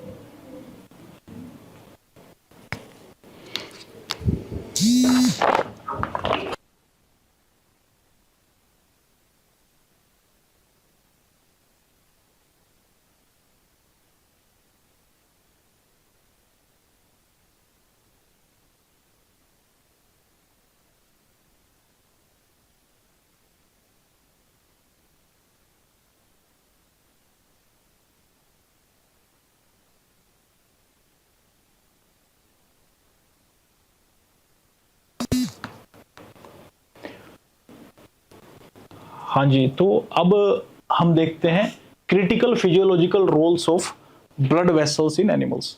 मैंने आप लोगों को बताया था जो ब्लड है उसका जो फंक्शन रहता है और जो ब्लड वेसल का फंक्शन रहता है, 70 to 80% जो पॉइंट्स हैं वो सारे के सारे कॉमन पॉइंट्स हैं, सब सेम लिखने हैं। जैसे कि 5 पॉइंट तो अपने ट्रांसपोर्ट वाले हैं, मतलब इतने आसान 5 पॉइंट तो सीधा वही लिख देना उठा करके, ठीक है। और एक्स्ट्रा पॉइंट में ऐसा क्या बता दूं जो कॉन्ट्रास्टिंग है ब्लड वेसल का, चलो एक्स्ट्रा बाद में पढ़ते हैं, पहले सीधा शुरू से स्टार्ट करते हैं, ठीक है। अब ब्लड वेसल्स यहाँ पे थोड़ा सा दिमाग में रखना, नहीं तो लगेगा कि ब्लड ही बढ़ रहे हैं बस। ऑक्सीजन एंड न्यूट्रिएंट की डिलीवरी, ठीक है। कार्बन डाइऑक्साइड का रिमूवल, ठीक है। न्यूट्रिएंट का जो एक्सचेंज होता है, ठीक है, वही बात बोल रहा है वैसे। ब्लड प्रेशर रेगुलेशन, अब आर्टरी जो होती हैं दे रेगुलेट ब्लड प्रेशर बाय कॉन्स्ट्रिक्टिंग और डायलेटिंग। ये सिर्फ ब्लड कर सकता है क्या, ब्लड ही कॉन्ट्रैक्ट कर रहा है अपने आप में, कोई मतलब ही नहीं है उसका। तो ब्लड वेसल क्या करती हैं, कॉन्ट्रैक्ट करके या डायलेट हो करके क्या करती हैं, वो ब्लड प्रेशर को मेंटेन करती हैं। कॉन्ट्रैक्ट हो जाएंगी तो ब्लड प्रेशर थोड़ा सा हाई हो जाएगा, और थोड़ा डायलेट हो जाएंगी तो ब्लड प्रेशर थोड़ा कम हो जाएगा। हालांकि उसका जो मेजरमेंट होता है ब्लड प्रेशर का, उसका तरीका आप समझोगे तो आपको कंफ्यूजन होगा यहाँ पे, बट चलो अभी के लिए आप इतना ही समझो कि कॉन्स्ट्रिक्शन और डायलेशन से ब्लड प्रेशर को क्या करती हैं, ब्लड वेसल्स मेंटेन करती हैं, कम ज़्यादा अपने अकॉर्डिंगली वो कर सकती हैं। हाँ हाँ जी, हाँ जी सर, ये जो फंक्शन फंक्शन ऑफ ब्लड और critical physiological role of blood अलग अलग टॉपिक रहेंगे कि एक ही में इंटरमिंगल कर सकते हैं लिखते वक्त अगर नहीं वही सेम लग रहा है? हाँ एग्जैक्टली बिल्कुल वो एग्जैक्टली वो सेम ही है। यहाँ पे ब्लड वेसल है, वो वेसल्स की बात कर रहे हैं, ठीक है। और वहां पे ब्लड की बात कर रहे हैं, सिर्फ जो वेसल के अंदर जो ब्लड है सिर्फ उस ब्लड की बात कर रहे हैं जो कुछ ऐसा है। देखिए ये आपका ब्लड वेसल है, ठीक है, तो इसके अंदर ये है ब्लड। जो पहला टॉपिक था उस पहले टॉपिक में हमने सारे पॉइंट डिस्कस किए रिलेटेड टू ब्लड, जो इस वेसल के अंदर, इस ब्लड वेसल के अंदर जो ब्लड है उसकी प्रॉपर्टीज, उसके फंक्शंस हमने देखे हैं कि इसका क्या काम है बॉडी के अंदर इस ब्लड का, ठीक है। ऑक्सीजन ट्रांसपोर्ट कर रहा है, CO2 ट्रांसपोर्ट कर रहा है, न्यूट्रिएंट ट्रांसपोर्ट कर रहा है, हार्मोन ट्रांसपोर्ट कर रहा है, रिमूव कर रहा है, थर्मल जो टेम्परेचर है उसको बॉडी का स्टेबल कर रहा है। ये सारे के सारे फंक्शन रिलेटेड टू ब्लड हैं। बट ये जो टॉपिक आ जाता है ये ब्लड वेसल वाला टॉपिक है। आपने वो उसको कर सकते हैं 70 to 80% में स्टार्टिंग से बोल रहा हूँ, 70 to 80% पॉइंट इसमें सेम ही जाएंगे क्योंकि ब्लड वेसल की वजह से ही ब्लड काम कर रहा है, इस तरह से आप समझ सकते हैं। बट कुछ पॉइंट ब्लड वेसल वाले टॉपिक में ऐसे हैं जो आप ब्लड में नहीं लिख सकते हो। अगर आपने मेहनत करके ब्लड वेसल में वो याद कर लिए हैं तो अगर आप बिल्कुल सेम टॉपिक को समझेंगे तो ब्लड वेसल वाले पॉइंट आप ब्लड में लिखाएंगे और वो बहुत बड़ा ब्लंडर हो जाएगा। टीचर बिल्कुल परेशान हो जाएगा कि ब्लड वेसल का जो कॉन्स्ट्रिक्शन डायलेशन है वो ब्लड के फंक्शन में क्यों बता रहे हैं। आपको समझ में आया? तो जो ब्लड वेसल इसमें मैं बोल रहा हूं सिर्फ वेसल की वजह से कुछ पॉइंट इसमें डिफरेंट हो जाते हैं, जैसे कि मैंने यहाँ पे बताया ब्लड प्रेशर रेगुलेशन। अब ब्लड का फंक्शन ब्लड प्रेशर रेगुलेशन नहीं हो सकता है क्योंकि वो तो ब्लड है, वो तो उसका बेचारा खुद का प्रेशर कैसे मेंटेन करेगा। जिस भी चीज के अंदर ब्लड है वो जो भी थिंग है या चीज बोल दो उसको, वो इसका प्रेशर ब्लड के प्रेशर को मेंटेन कर सकती है। ब्लड होता किसके अंदर है? वेसल्स के अंदर होता है। तो वेसल्स का साइज अगर बढ़ जाएगा तो ब्लड प्रेशर कम हो जाएगा क्योंकि मॉलिक्यूल्स बिल्कुल आगे प्रेशर जाने का रहा नहीं। और इसको मैं यूं दबा दूंगा कॉन्स्ट्रिक्ट कर दूंगा तो ब्लड प्रेशर थोड़ा हाई हो जाएगा। जैसे अपन गाड़ी वॉश करते हैं ऐसे करके इसको दबा दिया तो प्रेशर ज्यादा जाता आगे तक, ऐसे ही ब्लड वेसल को कॉन्स्ट्रिक्ट कर देंगे तो प्रेशर ज्यादा हो जाएगा। इसको डायलेट कर दूंगा तो आगे जाने का जो प्रेशर है वो थोड़ा कम हो जाएगा। हालांकि ब्लड प्रेशर को कुछ ऐसे पढ़ते हैं इसके उसमें, चलो छोड़ो वो कंफ्यूज नहीं करना चाहता आपको। समझ में आया अभी? ये ब्लड प्रेशर रेगुलेशन वाला पॉइंट ब्लड वेसल वाले टॉपिक से ही हम इसमें ही लिख सकते हैं, वो ब्लड के फंक्शन में नहीं लिख सकते। पिछली स्लाइड में क्या था? फंक्शंस ऑफ ब्लड था। अभी यहां पे क्या है? फंक्शंस ऑफ ब्लड वेसल्स है। ये क्वेश्चंस यूपीएससी में दोनों बार अलग अलग पूछे गए हैं और उन्होंने थोड़ा सा अलग करके पूछे हैं तो कुछ ना कुछ उसका मतलब निकलता होगा। थोड़े से पॉइंट आपको ब्लड वेसल में अलग से वो मार्क करने पड़ेंगे। और मैं आपको बोलूंगा कि ब्लड वेसल का जब आप बताएं तो ब्लड प्रेशर रेगुलेशन जो है इसको सबसे पहले लिखें। ये न्यूट्रिएंट ट्रांसपोर्ट वाले जो कॉमन पॉइंट है वो सभी नीचे लिखें, सबसे पहले आप लिखें इसका ब्लड प्रेशर वाला, ठीक है। और इसमें थर्मो रेगुलेशन, उसमें हमने बताया था जो ब्लड डिस्ट्रीब्यूट होता है हर पूरी बॉडी में उससे बॉडी का टेम्परेचर जो है थोड़ा स्टेबल रहता है। बट यहाँ पे थर्मो रेगुलेशन को जो एक्सप्लेन करते हैं वो कैसे बता रहे हैं? ब्लड वेसल डायलेट और constrict near the skin to regulate the body temperature, ठीक है जी। अगर बॉडी के अंदर बहुत ज्यादा हॉट हो चुकी है बॉडी और हमें उसको थोड़ा सा क्या करना है, चाहिए कि थोड़ा कूलिंग इफेक्ट आ जाए, तो ब्लड वेसल क्या हो जाएंगी? डायलेट हो जाएंगी स्किन वाले पार्ट पे, ठीक है, डायलेट हो जाएंगी ताकि जो वो है थर्मल एनर्जी बाहर जा सके थोड़ी सी उसकी। और कॉन्ट्रिक्ट हो जाएंगी सर्दियों में ताकि जो हीट है हमारी बॉडी की, जो हीट है, हीट का मतलब क्या? जो ब्लड के अंदर हीट है वो पूरी घूम रही है बॉडी के अंदर हीट, ऐसा तो नहीं है कि इस पॉइंट पे हीट है, पूरी बॉडी में हीट है। और वो खास करके जब सुपरफिशियल पार्ट पे आने लगती हैं तो वहां पे डायरेक्ट एनवायरनमेंट के साथ कॉन्टैक्ट होता है। अब डायरेक्ट अगर विंटर की मैं बात करूं और मेरे को चाहिए कि मेरी बॉडी की हीट कंजर्व रहे, लूज ना हो, तो क्या करेगी? सुपरफिशियल वेन जो है ये कॉन्ट्रैक्ट हो जाएंगी थोड़ी सी। कॉन्ट्रैक्ट होने से क्या होगा? ये जो अपनी हीट है, ब्लड वाली हीट है, उसको लूज तो करेंगे बट कम लूज करेंगी। और जबकि अगर गर्मी में आप बहुत ज्यादा तो ये थोड़ी डायलेट हो जाएंगी ताकि जो बॉडी की अंदर की हीट है वो थोड़ी सी वो निकल जाए किसी भी तरीके से, ठीक है। तो मतलब अभी भी नहीं समझ में आया तो कैसे बताऊं, लगा लो मैं ऐसे, आगे ना समझ में, ठीक है, वेरी गुड। तो थर्मो रेगुलेशन वाला पॉइंट इसमें थोड़ा अलग तरीके से लिखना है। सबसे पहले पॉइंट लिखना, ब्लड वेसल वाले टॉपिक में से क्वेश्चन आता है तो ब्लड प्रेशर रेगुलेशन, वो जनरल वाले पॉइंट बाद में लिखेंगे सबसे लास्ट में, ठीक है। अब इम्यून रिस्पांस वाला कॉमन ही पॉइंट है, हार्मोन वाला कॉमन ही पॉइंट है, वेस्ट रिमूवल वाला कॉमन ही पॉइंट है। Blood volume regulation, vessel adjust their diameter to maintain blood volume, ठीक है। ब्लड वॉल्यूम किसमें कहां पे कितना जाएगा वो जो हम किडनी में भी पढ़ेंगे आपको वहां पे पता लगेगा। जो एफरेंट और इफरेंट आर्टेरियोल्स हम पढ़ते हैं उसमें एफरेंट का मतलब आने वाले इफरेंट का मतलब जाने वाले, ठीक है। तो वहां पे उस एंड पे लगा लीजिए कुछ ऐसा है, यहां पे अगर कॉन्स्ट्रिक्शन हमने कर दिया, हम वहां पे एक टॉपिक में कंफ्यूजन होता है बड़ा, थोड़ा बताता हूं। यहां पे अगर हमने यहां पे कॉन्स्ट्रिक्शन कर दिया तो यहां पे ब्लड क्या होगा, किडनी के अंदर कम आएगा, मैं ये बात बोल रहा हूं। आप बोलोगे एक मिनट सर आपने बोला था कॉन्स्ट्रिक्शन होगा तो प्रेशर बढ़ेगा, तो ब्लड तो ज्यादा जाना चाहिए। हाँ ज्यादा जाना चाहिए, बट वो कौन से एंड में कॉन्स्ट्रिक्शन हो रहा है वो डिपेंड करता है कि हम किस कॉन्टेक्स्ट में बात कर रहे हैं। वो जो कंफ्यूजन बहुत ज्यादा पढ़ पढ़ के आते हैं ना, वो मैं अभी बता रहा हूं ताकि किसी को कंफ्यूजन आए तो समझ जाए। हालांकि जब किडनी वाला टॉपिक करेंगे तो वहां पे वो और ज्यादा क्लियर हो जाएगा बिल्कुल, बट स्टिल मैं आपको बता रहा हूं। तो कॉन्स्ट्रिक्शन करने से ब्लड वॉल्यूम कम ज्यादा वो कर सकता है। वहां पे कैसे कैसे हम, सिर्फ कॉन्स्ट्रिक्शन का मतलब यही नहीं है कि कॉन्स्ट्रिक्शन कर दिया तो ब्लड वॉल्यूम ज्यादा जाएगा आगे। कॉन्स्ट्रिक्शन का मतलब ये भी होता है जो साइज परमानेंटली इसने बंद कर दिया, एक होता है कॉन्स्ट्रिक्शन यूं फ्रीक्वेंटली, एक होता है कॉन्स्ट्रिक्शन होकर के यूं बस बंद हो रखा है। अब बस इतना ही है। तो उसमें क्या होगा, जो अल्टीमेटली किडनी के अंदर जो ब्लड वॉल्यूम जाता है या फिल्ट्रेट जो जाता है वो थोड़ा कम जाएगा। क्यों जाएगा अभी कंफ्यूजन है, कोई बात नहीं, उस पार्ट पे समझ लेंगे। बट अभी के लिए कितना समझें, अभी के लिए सिर्फ इतना समझें, जो ब्लड वेसल अपना डायमीटर चेंज करके कॉन्स्ट्रिक्शन और वैसोडाइलेशन करती है, पहला पॉइंट, और कॉन्स्ट्रिक्शन और डायलेशन करके वो ब्लड वॉल्यूम को चेंज कर सकती है, वो दूसरा पॉइंट हो जाएगा। मतलब बात एक ही है, वो डायमीटर डायलेशन वाली कॉन्स्ट्रिक्शन वाली, बट वहां पे दो तरीकों से बोल रहे हैं। और तीसरा पॉइंट क्या है इसके अंदर, थर्मल रेगुलेशन कैसे कर रही है, वो टेम्परेचर को, जब स्किन पे जो वेन्स रहती हैं वो कैसे करती हैं, क्यों करती हैं, यहाँ पे नहीं लिखा हो बट मैंने एक्सप्लेन कर दिया आपको। अगर विंटर है तो कॉन्स्ट्रिक्शन हो जाएगा, उसका हीट कम लॉस हो, अगर बहुत ज्यादा गर्मी है तो वो डायलेट हो जाएगी ताकि हीट का लॉस हो जाए बाहर और बॉडी का टेम्परेचर थोड़ा कम हो जाए, थोड़ा नीचे आ जाए, ठीक है जी। या लगा लो आपने बहुत ज्यादा एक्सरसाइज कर ली है तो वो डायलेट कर लेगी ताकि हीट बॉडी की बाहर निकल जाए, ठीक है जी। तो ये 3-4 पॉइंट आपके अलग अलग हो गए हैं। हाँ, blood vessel participate in clot formation and tissue repair after injury. Blood vessel के अंदर एंडोथेलियल सेल्स होती हैं, अगर आपको पता हो तो। जब हम ब्लड क्लोटिंग पढ़ेंगे तो मैं आपको बताऊंगा यहाँ पे ये एंडोथेलियल सेल्स होती हैं और ये कैसे हेल्प करती हैं और कैसे ये बाकी के फैक्टर्स के साथ, साइटोकाइंस के साथ ये कैसे रिएक्ट करती हैं। वहां पे एक थोड़ा सा आपको आइडिया हो जाएगा कि ब्लड वेसल में क्लोटिंग की जब बात करते हैं वो थोड़ा सा डिफरेंट होता है। अगर डायरेक्ट ब्लड की अगर मैं क्लोटिंग की बात कर रहा हूँ, क्योंकि एंडोथेलियल सेल्स जो होती हैं इसकी ब्लड वेसल्स की, वहां पे वो भी पढ़ते हैं, तो थोड़ा सा ये पॉइंट ब्लड से थोड़ा सा इस पॉइंट को अलग कर सकते हैं। तो 3-4 पॉइंट हमने ऐसे पढ़ लिए जो ब्लड से थोड़ा अलग थे, बाकी के सारे वही कॉमन से पॉइंट आ जाएंगे आपके, ठीक है जी। ये क्वेश्चंस पूछे जा चुके हैं, मैंने आपको सबसे पहले दिखाया भी था, ब्लड फंक्शन ही पूछे हैं 2 बार, तो उसके बाद फिर ब्लड वेसल का भी फंक्शन पूछ लिया उन्होंने, ठीक है। तो blood cell formation and haemoglobin synthesis and chemistry, अब ये समझिएगा ध्यान से।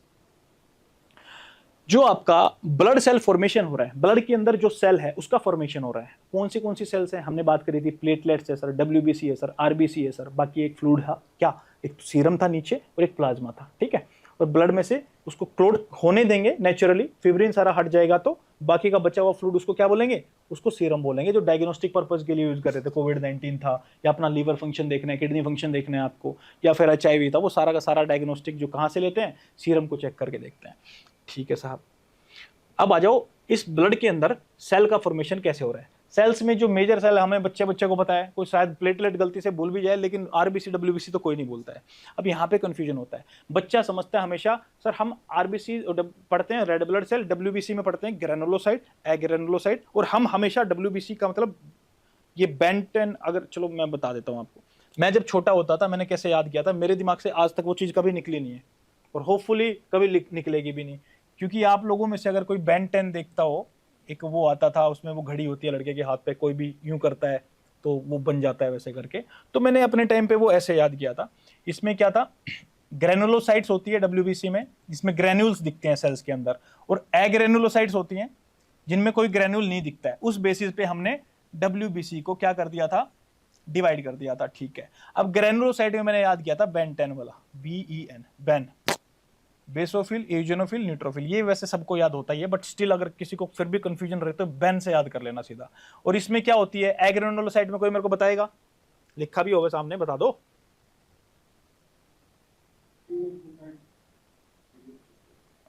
T लिम्फोसाइट्स हो जाएंगी और आपकी B लिम्फोसाइट हो जाएंगी, ठीक है जी, परफेक्ट, बिल्कुल। अब यहाँ पे कंफ्यूजन में क्या बोलना चाह रहा था, कहाँ पे कंफ्यूजन हो, अब देखो लैपटॉप पे मैं PPT बनाता हूँ ना, ये बहुत ही परफेक्ट आते हैं एरोज, और जब इसको यहाँ पे लगाते हैं ना, ये पता नहीं क्या हो जाता है, ये बिल्कुल, ये देख रहे हो, इसका बैठ के करना पड़ेगा कुछ, but I am quite sure कि PPT आपको मैं शेयर करूंगा, आपको मोबाइल पे परफेक्ट ही दिखेगी बिल्कुल। यहाँ पे थोड़े से पिक्सल्स बढ़ जाते हैं, शायद इस वजह से हो जाता है प्रॉब्लम। हाँ जी, देखो सबसे पहले हम अभी ब्लड सेल फॉर्मेशन देखेंगे और हीमोग्लोबिन का सिंथेसिस कैसे होता है वो चीज देखेंगे। अब ब्लड सेल फॉर्मेशन में हम WBC और RBC प्लेटलेट जितनी भी सेल्स पड़ी है ना, सबका फॉर्मेशन देख लें, सबका फॉर्मेशन देख लेते हैं। ठीक है, एक ही बारे में खत्म करते हैं सब कुछ, इसी स्लाइड पे खत्म हो जाएगा सारा का सारा। जिसने डायग्राम को अच्छे से देख लिया वो समझ भी गया होगा। हाँ जी, सबसे पहले होती है हीमेटोपोइटिक स्टेम सेल्स। पोइटिक का मतलब क्या होता है, कोई मेरे को बताएगा? कवि, पोइटिक ऐसा, पोइसिस, पोइटिक, बनाने वाली। जी बिल्कुल, बनाने वाली। और हीमेटो का मतलब ब्लड से रिलेटेड कोई बात चल रही है, तो ब्लड को बनाने वाली या ब्लड के अंदर जो सेल हैं उनको बनाने वाली सेल है। ये वो जननी है जो सब कुछ जिससे निकलता है फर्दर जा करके। और स्टेम सेल्स की बोल रहे हैं इसको, हेमेटोपाइटिक स्टेम सेल्स, क्योंकि ये स्टेम है, ये इसी की वजह से सब कुछ निकल रहा है, आप ऐसे समझ लो। इसको शॉर्ट फॉर्म में HSC भी बोल देते हैं, HSC।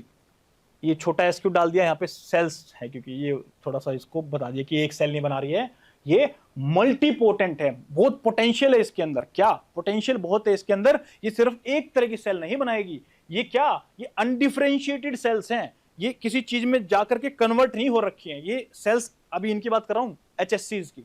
ये ऐसी सेल है जिसकी कोई शेप नहीं है, ये अनडिफरेंशिएटेड है, इसके अंदर बहुत ज्यादा पोटेंशियल है, मल्टीपोटेंट है। और मल्टीपोटेंट का मतलब ये अनडिफरेंशिएटेड जो इसकी कैपेसिटी है, किसी भी शेप में नहीं है, ये अनडिफरेंशिएटेड है, कोई पर्टिकुलर फंक्शन नहीं कर रही है। तो ये क्या है, इस अनडिफरेंशिएटेड होने के बाद ही इसमें वो पावर आती है कि ये एज एन मल्टीपोटेंट सेल के काम कर सकती है, यानी मल्टीपोटेंसी है ये, यानी कि इसमें बहुत ज्यादा सेल्स में कन्वर्ट होने का क्या है, पोटेंशियल है। इसलिए we call it undifferentiated multipotent cell. Undifferentiated क्यों बोल रहा हूं, क्योंकि डिफरेंशिएट होकर के तो एक पर्टिकुलर चीज में कन्वर्ट हो जाएगी, बोलेंगे कि ये फंक्शन है इसका, यहां पे काम करती है। बट अभी HSC की बात कर रहा हूं तो इट इज अनडिफरेंशिएटेड। तो इस सेल से क्या बनेगा, मैं ऐसे ऐसे क्यों हिला रहा हूं इसको बार बार, हिमेटोपोइटिक सेल्स को, क्योंकि ये अनडिफरेंशिएटेड है, इसकी कोई शेप नहीं है, ऐसे फिक्स नहीं है, ये अनडिफरेंशिएटेड है। और मल्टीपोटेंट क्यों बोल रहा हूं, क्योंकि इस सेल से काफी सारी सेल्स निकलने वाली हैं। और काफी सारी सेल्स का मेरा मतलब क्या है, क्या न्यूरॉन्स बनेंगे क्या न्यूरॉन्स बनेंगे क्या इससे? नहीं। क्या बनेगा, ब्लड के अंदर हिमेटो वाला पार्ट बनेगा। क्या बनेगा, हिमेटोपोइटिक होगा। ठीक है, किनसे होगा, इन हिमेटोपोइटिक स्टेम सेल से होगा। तो ब्लड की जितनी सेल्स बनेंगी इन HSCs से, इन हिमेटोपोइटिक स्टेम सेल से बनेंगी, जो अनडिफरेंशिएटेड हैं। और अनडिफरेंशिएटेड है तो ये मल्टीपोटेंट भी हैं, इनसे काफी सारी सेल बनने वाली हैं। और कौन सी सेल बनेंगी, हिमेटो मतलब ब्लड वाली सेल्स बनेंगी। अब देखना यह है कि किस तरह से बनेगी। इसको हमने दो तरीकों से बांटा, दो तरीके से हमने इसको डिवाइड किया है कि HSC जो सेल्स होती हैं वहां से दो तरीकों से कैसे, एक तो माइलोइड लाइनेज हमने बोल दिया और एक हमने बोल दिया लिम्फोइड लाइनेज। कोई मेरे को बताएगा ये लिम्फोइड लाइनेज का क्या, लिम्फोइड क्या, सबको पता है लिम्फोइड मतलब लिम्फोसाइट्स। तो लिम्फोसाइट में B और T लिम्फोसाइट गई कहां पे, लिम्फोइड लाइनेज में। लाइनोज बोल रहा हूं, सॉरी, एज मतलब AGE वाला एज है वो, लिम्फोइड लाइनेज। और दूसरा पार्ट किसमें डिवाइड हुआ HSC का, माइलोइड लाइनेज के अंदर हुआ। अब आप बोलोगे सर वो हमने, ये तो आपने एग्रेनुलोसाइट बता दी, यहां पे ग्रेनुलोसाइट किधर गई? वो WBC का जो ग्रेनुलोसाइट वाला पार्ट था ना, वो माइलोइड में आपको लिखना है, ये याद रखना। ऐसा ना हो कि वो WBC का क्लासिफिकेशन दिया हो हिमेटोपोइटिक में और इस लिम्फोइड लाइनेज के अंदर ही वो लिख दो। इसको तरीका वैसे बहुत ही सिंपल है, लिम्फोइड लाइनेज अगर बोल रहे हैं तो सिर्फ लिम्फोसाइट ही लिखना है। लिम्फोइड मतलब लिम्फोसाइट, और लिम्फोसाइट में T और B सेल ही होती हैं, बस बात खत्म हो जाएगी यहाँ पे। और बाकी की जितनी भी सेल्स बनेंगी उनको लेके आओ इधर, कहां पे, माइलोइड लाइनेज में। अब माइलोइड लाइनेज में क्या क्या बनता है, ये देखो, RBC बन रही है, क्या काम होता है पढ़ चुके हैं। प्लेटलेट्स भी बन रही हैं, ठीक है जी, पढ़ चुके हैं। अब ग्रेनुलोसाइट जो कि WBC का दूसरा पार्ट है, वो माइलोइड लाइनेज से ग्रेनुलोसाइट बनती हैं। और क्या होती है, बैन, BEN, ये हो गया। ठीक है, आपका कोई इसमें डाउट? ये याद रखने का तरीका अगर आप देखना चाहो तो इसको आप ऐसे याद कर सकते हो। इसका फंक्शन का बताना चाह रहा हूं। जो बेसोफिल्स होते हैं वो क्या, हिस्टामिन रिलीज करते हैं, यानी एलर्जिक रिएक्शन में काम आते हैं। बेसिक चीज है, बेसिक क्या, बस बेसिक सी चीज ये है कि एलर्जिक रिएक्शन में काम आएगा। कौन, बेसोफिलिक। बेसोफिलिक इज बेसिक, सिर्फ एक चीज में काम आता है, एलर्जिक में। और उसके बाद इजेनोफिलिक की मैं बात करूं, थोड़ा सा नाम से लग रहा है कि इजेनोफिलिक मतलब इतना बेसिक नहीं है, मतलब एलर्जिक में तो काम आ ही रहा है ये, और एलर्जी के साथ साथ ये पैरासिटिक इन्फेक्शंस में भी काम आता है इजेनोफिलिक। क्योंकि आप जब क्लासिफिकेशन देंगे तो जल्दी जल्दी आपको एक लाइन लिखनी रहती है, तो वो एक लाइन बता रहा हूं आपको क्या डालनी है इसमें। न्यूट्रोफिल्स की अगर बात करें तो न्यूट्रोफिल सबको पता है, जो भी आपके इन्फेक्शंस होते हैं उनको इन्फेक्शंस को क्लियर करने में हेल्प करती है। आपका न्यूट्रोफिल क्या काम करती है? कुछ नहीं काम करती है, बस ये लिखा छोटा सा एक लिख देना, बस हो गया आपको, क्योंकि हम डिटेल्स में बहुत ज्यादा पढ़ने वाले हैं। यहाँ पे डिटेल में जाएंगे तो जो क्लासिफिकेशन मैं मेन बताना चाह रहा हूं ना, ये क्लासिफिकेशन आपका निकल जाएगा, ये डाइल्यूट हो जाएगा। तो हमें मेन क्लासिफिकेशन पे रहना है। We were talking about haematopoietic stem cells. क्यों? क्योंकि इन सेल से क्या होगा, ये अनडिफरेंशिएटेड सेल्स हैं और ये मल्टीपोटेंट सेल्स हैं, और इन्हीं सेल से डेवलप होंगी क्या, वेरियस ब्लड सेल टाइप्स। और वेरियस ब्लड सेल टाइप्स में मतलब ये आरबीसी, ये प्लेटलेट्स, ये ग्रेनुलोसाइट्स और ये एग्रेनुलोसाइट्स, ये सारी की सारी किन से हो रही हैं? इन एचएससी सेल से। अब एक आता है माइलोइड लाइनेज, पहला इसका डिवाइड। फिर लिम्फोइड लाइनेज आता है, एक दो पार्ट्स में डिवाइड हुई, कौन? एचएससी। तो ये दोनों दो पार्ट में, ये एचएससी दो पार्ट में डिवाइड कर दिया, लिम्फोइड लाइनेज में लिखा टी सेल और बी सेल, बात खत्म। अब आ जाओ माइलोइड पे। अब इनमें एक चीज देख लो, माइलोइड लाइनेज जो है, एक वर्ड यहां पे याद कर लेना, माइलोइड प्रोजेनाइटर सेल्स, एमपीसी हम उसको बोल देते हैं, माइलोइड प्रोजेनाइटर सेल। प्रोजेनाइटर मतलब जिन चीज से चीजें जनरेट होती हैं, जो बनाएंगे आगे के जाकर के, उनसे भी पहले, जो सबसे पहले वाली बात आप समझ लो। अब बोलोगे सबसे पहले तो ये थी, हाँ भाई, मतलब इस क्लासिफिकेशन के लिए सबसे पहले ये थी। बट जो माइलोइड लाइनेज है, इसमें जो सबसे पहली ऐसी सेल है जो फर्दर इन तीन में डिवाइड होगी, इन रेड ब्लड सेल में जाएगी, या फिर प्लेटलेट में चेंज होगी, या फिर ग्रेनुलोसाइट में चेंज होगी, वो कौन सी सेल्स हैं? एमपीसी सेल्स हैं, माइलोइड प्रोजेनाइटर सेल्स हैं। ऐसे ही लिम्फोइड प्रोजेनाइटर सेल बोल देते हैं उस साइड में। बस इतना सा क्लासिफिकेशन था, जनरल सा था, आसान सा था। अब ग्रेनुलोसाइट में क्या क्या आता है? BEN, बैन लिख लो, बस इतना याद रख लेना यहाँ पे। बैन मतलब बेसिक एलर्जिक का, ये सिर्फ एलर्जिक प्लस में पैरासिटिक का, इजोनोफिलिक, और न्यूट्रोफिल्स मतलब बेसिकली बैक्टीरियल इन्फेक्शन में ये काम कर रहा है। ठीक है सर। अब प्लेटलेट का सबको पता है, थ्रोम्बोसाइट वाला क्लोटिंग फैक्टर, ब्लड क्लोटिंग में हेल्प करता है, ये वुंड हीलिंग में काम करता है। रेड ब्लड सेल्स का सबको पता है। माइलोइड में क्या क्या आई? आरबीसी और प्लेटलेट्स, और WBC वाला एग्रेनुलोसाइट आया कि ग्रेनुलोसाइट वाला पार्ट आ गया। और एग्रेनुलोसाइट वाला पार्ट जो था बी और टी लिम्फोसाइट वाला, वो लिम्फोइड लाइनेज में आ गया। माइलोइड लाइनेज लिम्फोइड में टी और बी चला गया, और माइलोइड के अंदर रेड ब्लड सेल, प्लेटलेट और ग्रेनुलोसाइट। मैं इतनी बार बार क्यों रिपीट कर रहा हूं? ताकि आपको यहाँ पे याद हो जाए, और ये इंपॉर्टेंट है। हाँ जी, इसमें जो माइलोइड में वो मोनोसाइट मिसिंग है सर, जो एरिथ्रोसाइट मोनोसाइट जो एग्रेनुलोसाइट है। हाँ, मोनोसाइट्स भी उनके अंदर ही आएगा, सही बोल रहे हो आप। मोनोसाइट, मैक्रोफेज उनको बोल देते हैं हम। और मोनोसाइट को इवन डिपेंड करता है कि किस किस लोकेशन पे वो मिल रही है, उसके अकॉर्डिंगली। जैसे कफर सेल किस में बोलते हैं मोनोसाइट को? आपने जो बताया वो आपने बताया लीवर में। Very good. हाँ, तो वो थैंक यू, आपने बता दिया, thank you so much for that. थोड़ा सा निकल जाता है हमसे, भूल जाते हैं जल्दी जल्दी में। आपको दिख रहा होगा एरो भी कैसे गए हुए हैं। तो अब ये क्लासिफिकेशन डन हो गया, सबको याद हो गया। तो डॉक्टर सुनीता आप ही बता दो एक बार क्लासिफिकेशन को शुरू से, इसको 1 मिनट रुको बताने से पहले, अब बताओ।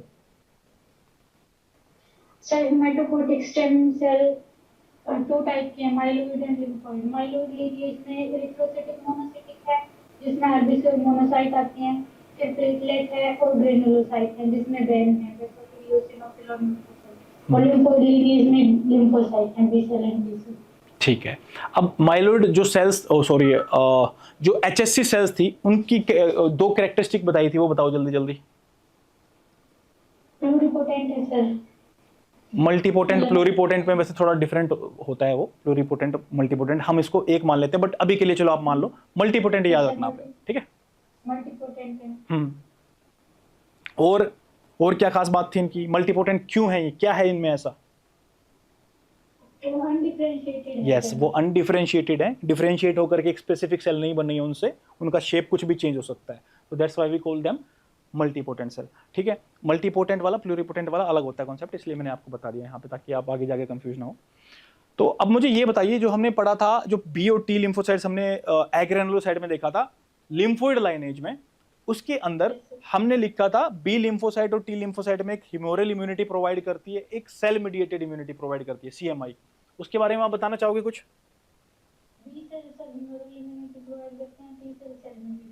हाँ, ये ह्यूमोरल इम्यूनिटी क्या होता है, आइडिया देना चाहो कुछ?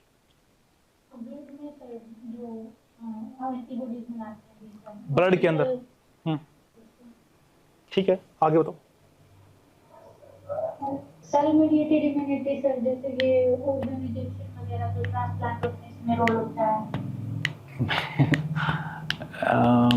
कोई बात नहीं, चलो अच्छी ट्राई थी। थोड़ा सा एक आप आइडिया ले लो यहाँ पे। ह्यूमरल इम्यूनिटी का मतलब क्या होता है? एक्स्ट्रा सेलुलर जो इम्यूनिटी है, जो सेल्स के बाहर जो इम्यूनिटी चाहिए बॉडी को। क्या? जो सेल्स के बाहर इन्फेक्शन बैक्टीरिया घूम रहे हैं उनके लिए क्या चाहिए? उनके लिए भी उनको क्लियर करना पड़ेगा, एंटीबॉडी चाहिए। क्या चाहिए? एंटीबॉडी चाहिए। एक्स्ट्रा सेलुलर जितने भी इन्फेक्शन है उसको क्लियर करने के लिए बी लिम्फोसाइट सेल्स हेल्प करते हैं। और जो सेल मेडिएटेड इम्यूनिटी है, सेल मेडिएटेड इम्यूनिटी सेल के अंदर जो इन्फेक्शन है उसको खत्म करने के लिए काम आती है। और ये थोड़ी सी स्लो होती है, इस वजह से सेल मेडिएटेड इम्यूनिटी। और ये स्लो होती है इसलिए हम बोलते हैं जो बैक्टीरिया वायरस सीधा सेल के अंदर घुस जाता है उसको बॉडी खुद से इम्यून रिस्पॉन्स दे करके इतना जल्दी क्लियर नहीं कर सकती है, क्योंकि वो सेल के अंदर घुसा हुआ है। और जो सेल मेडिएटेड इम्यूनिटी होती है वो स्लोली काम करती है थोड़ा सा। और आपने जो MHC वाला बताया, इसमें जो ह्यूमरल इम्यूनिटी है ये, इसमें मेजर हिस्टोकॉम्पेटिबिलिटी कॉम्प्लेक्स जो होता है वो सेकंड वाला यूज होता है, और इसमें MHC1 वाला यूज होता है जो प्रोटीन पार्ट होता है इसका। तो इसमें जो MHC वाला जो है वो दोनों में यूज होता है, ऐसा नहीं कि वो सिर्फ उसी में यूज हो रहा है उसमें नहीं यूज हो रहा है। उसमें सेकंड पार्ट यूज होता है MHC का, उसमें फर्स्ट वाला पार्ट यूज होता है। एक इसलिए बता दिया ताकि गलत इन्फॉर्मेशन थोड़ा सा दिमाग में ना रहे आपके। ठीक है जी, क्लियर है चीजें? यहां तक क्लियर है? ह्यूमरल में क्या बताया मैंने? एक्स्ट्रा सेलुलर, सेल के बाहर जो भी इन्फेक्शन हो। आपने ब्लड बताया, हाँ ब्लड की जो RBC जो WBC में नहीं है, जो प्लाज्मा में सीरम में घूम रहा है बैक्टीरिया वायरस, उस ब्लड में वो उसको मारेगा। बट अगर लिम्फ की मैं बात करूं या मैं ऐसी जगह की बात करूं जहां पे ब्लड नहीं है बट वो एक्स्ट्रा सेलुलर स्पेस है, क्या वहां पे ह्यूमरल इम्यूनिटी काम करेगी क्या?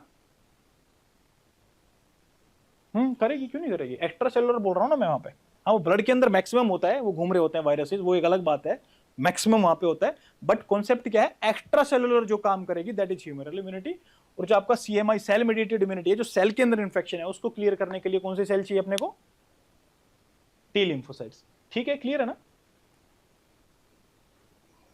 चलिए साहब, रेगुलेशन एंड कंट्रोल की बात कर लेते हैं। कैसे तो ये रेगुलेट होता है और कैसे इसको हम कंट्रोल, मतलब अपनी जो बॉडी है उसको कंट्रोल करती है इस प्रोसेस को। दोनों वर्ड का एक मतलब है, ज्यादा वो तो टेंशन लेने की जरूरत नहीं है।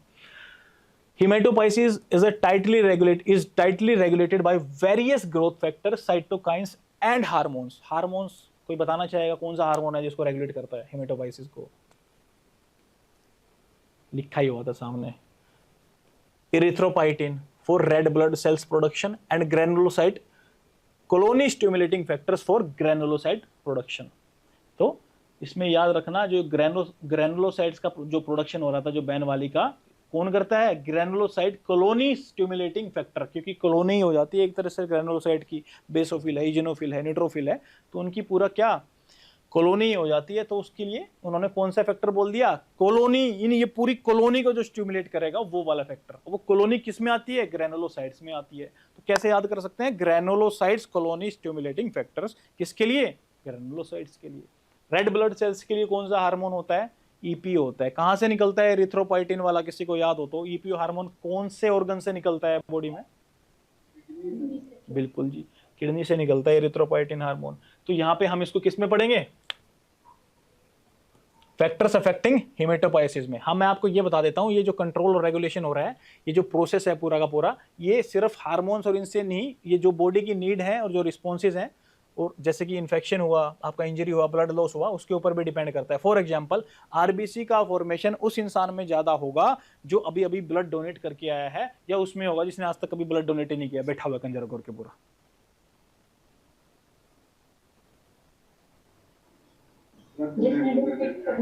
जिसने डोनेट किया है ऑब्वियसली उसको ज्यादा नीड है, तो बॉडी की नीड के अकॉर्डिंग वो बढ़ रहा है ना। हेमेटोपाइसिस, ब्लड सेल फॉर्मेशन वो बढ़ रहा है ना RBC का। क्यों बढ़ रहा है? क्या कोई हार्मोन? और वो ऑब्वियसली हार्मोन वगैरह तो वो सारी चीजें रहती हैं, बट क्योंकि उनका ब्लड लॉस हुआ था, इसकी वजह से उन्होंने ब्लड डोनेट किया था। लॉस बोलना गलत है, बट आप समझ जाओ, बेसिकली हो तो लॉस ही रहा है। इंजरी में भी लॉस हो रहा है, या इन्फेक्शन कोई अगर है बॉडी के अंदर, तो WBC का जो नंबर है B और T लिम्फोसाइट्स का, वो उस बॉडी में ज्यादा होगा जिसमें इन्फेक्शन है, या उस बॉडी में जिसमें इन्फेक्शन ही नहीं है। ऑब्वियसली जिसमें इन्फेक्शन होगा उसी में काउंट भी ज्यादा होगा। तो this process is also influenced by the bodies needs and responses two factors like infection, injury and body losses. ठीक है साहब, अब बॉडी नीड में आप बोलोगे सर ये बॉडी नीड ही तो थी। अब एक थोड़ा सा छोटा सा एग्जांपल और देता हूँ। अब बॉडी नीड में आप वो समझ सकते हो जो हाई एल्टीट्यूड पे चले जाते हैं ना, मतलब बहुत ज्यादा हाइट पे चले जाते हैं सी लेवल के कंपैरिजन में, तो वहां पे ऑक्सीजन का लेवल क्या होता है, वहां पे कम होता है। अब ऑक्सीजन का लेवल कम है तो क्या करना पड़ेगा, आरबीसीज का नंबर बढ़ाना पड़ेगा। अब आरबीसीज का नंबर बढ़ाने के लिए वो बॉडी की जरूरत हो जाती है, उसमें कोई ऐसा इन्फेक्शन, ब्लड लॉस या ऐसा तो कुछ नहीं हुआ है, बट वो वहां पे उस एनवायरनमेंट के अकॉर्डिंग बॉडी की नीड है कि ऑक्सीजन वहां पे कम है तो हमें आरबीसी बढ़ानी पड़ेगी, तो उनमें आरबीसी जल्दी जल्दी फॉर्म हो जाती है। ठीक है जी। अब देख लो फैक्टर्स अफेक्टिंग हेमेटोपोइसिस, यानी कि ब्लड सेल फॉर्मेशन में कौन से फैक्टर होते हैं। अब ईपीओ रिलीज कर रही है किडनी, तो नाम से पता लग रहा है इरिथ्रोपोइटिन मतलब रेड ब्लड सेल का फॉर्मेशन को बढ़ाएंगे। साइटोकाइंस और ग्रोथ फैक्टर का भी जनरल फंक्शन ये होता है, ये जितने भी हेमेटोपोइसिस जो ब्लड सेल्स हैं उनके ग्रोथ में, उनके प्रोडक्शन में, उनके प्रोलिफरेशन में हेल्प करता है। बोन मैरो का जो स्ट्रोमल स्पेस होता है या एक्स्ट्रा सेलुलर मैट्रिक्स होता है, वहां पे क्या उनको प्रॉपर एक एनवायरनमेंट मिलता है जहां पे वो ग्रो कर सकती हैं। आप सबको पता है कि कहाँ पे बनती हैं वो सेल्स, बोन मैरो के अंदर बनती हैं। ठीक है साहब। न्यूट्रिशनल फैक्टर, अगर आपने डाइट में विटामिन B12 नहीं दिया, आपने डाइट में आयरन ही नहीं दिया तो आरबीसी बनेगी ही नहीं। अगर बन भी जाएगी तो क्या होगा, मेगाब्लास्टिक एनीमिया हो जाएगा। विटामिन B12 नहीं दे रखा है तो, आयरन नहीं है तो उसका बनने का फायदा ही नहीं है।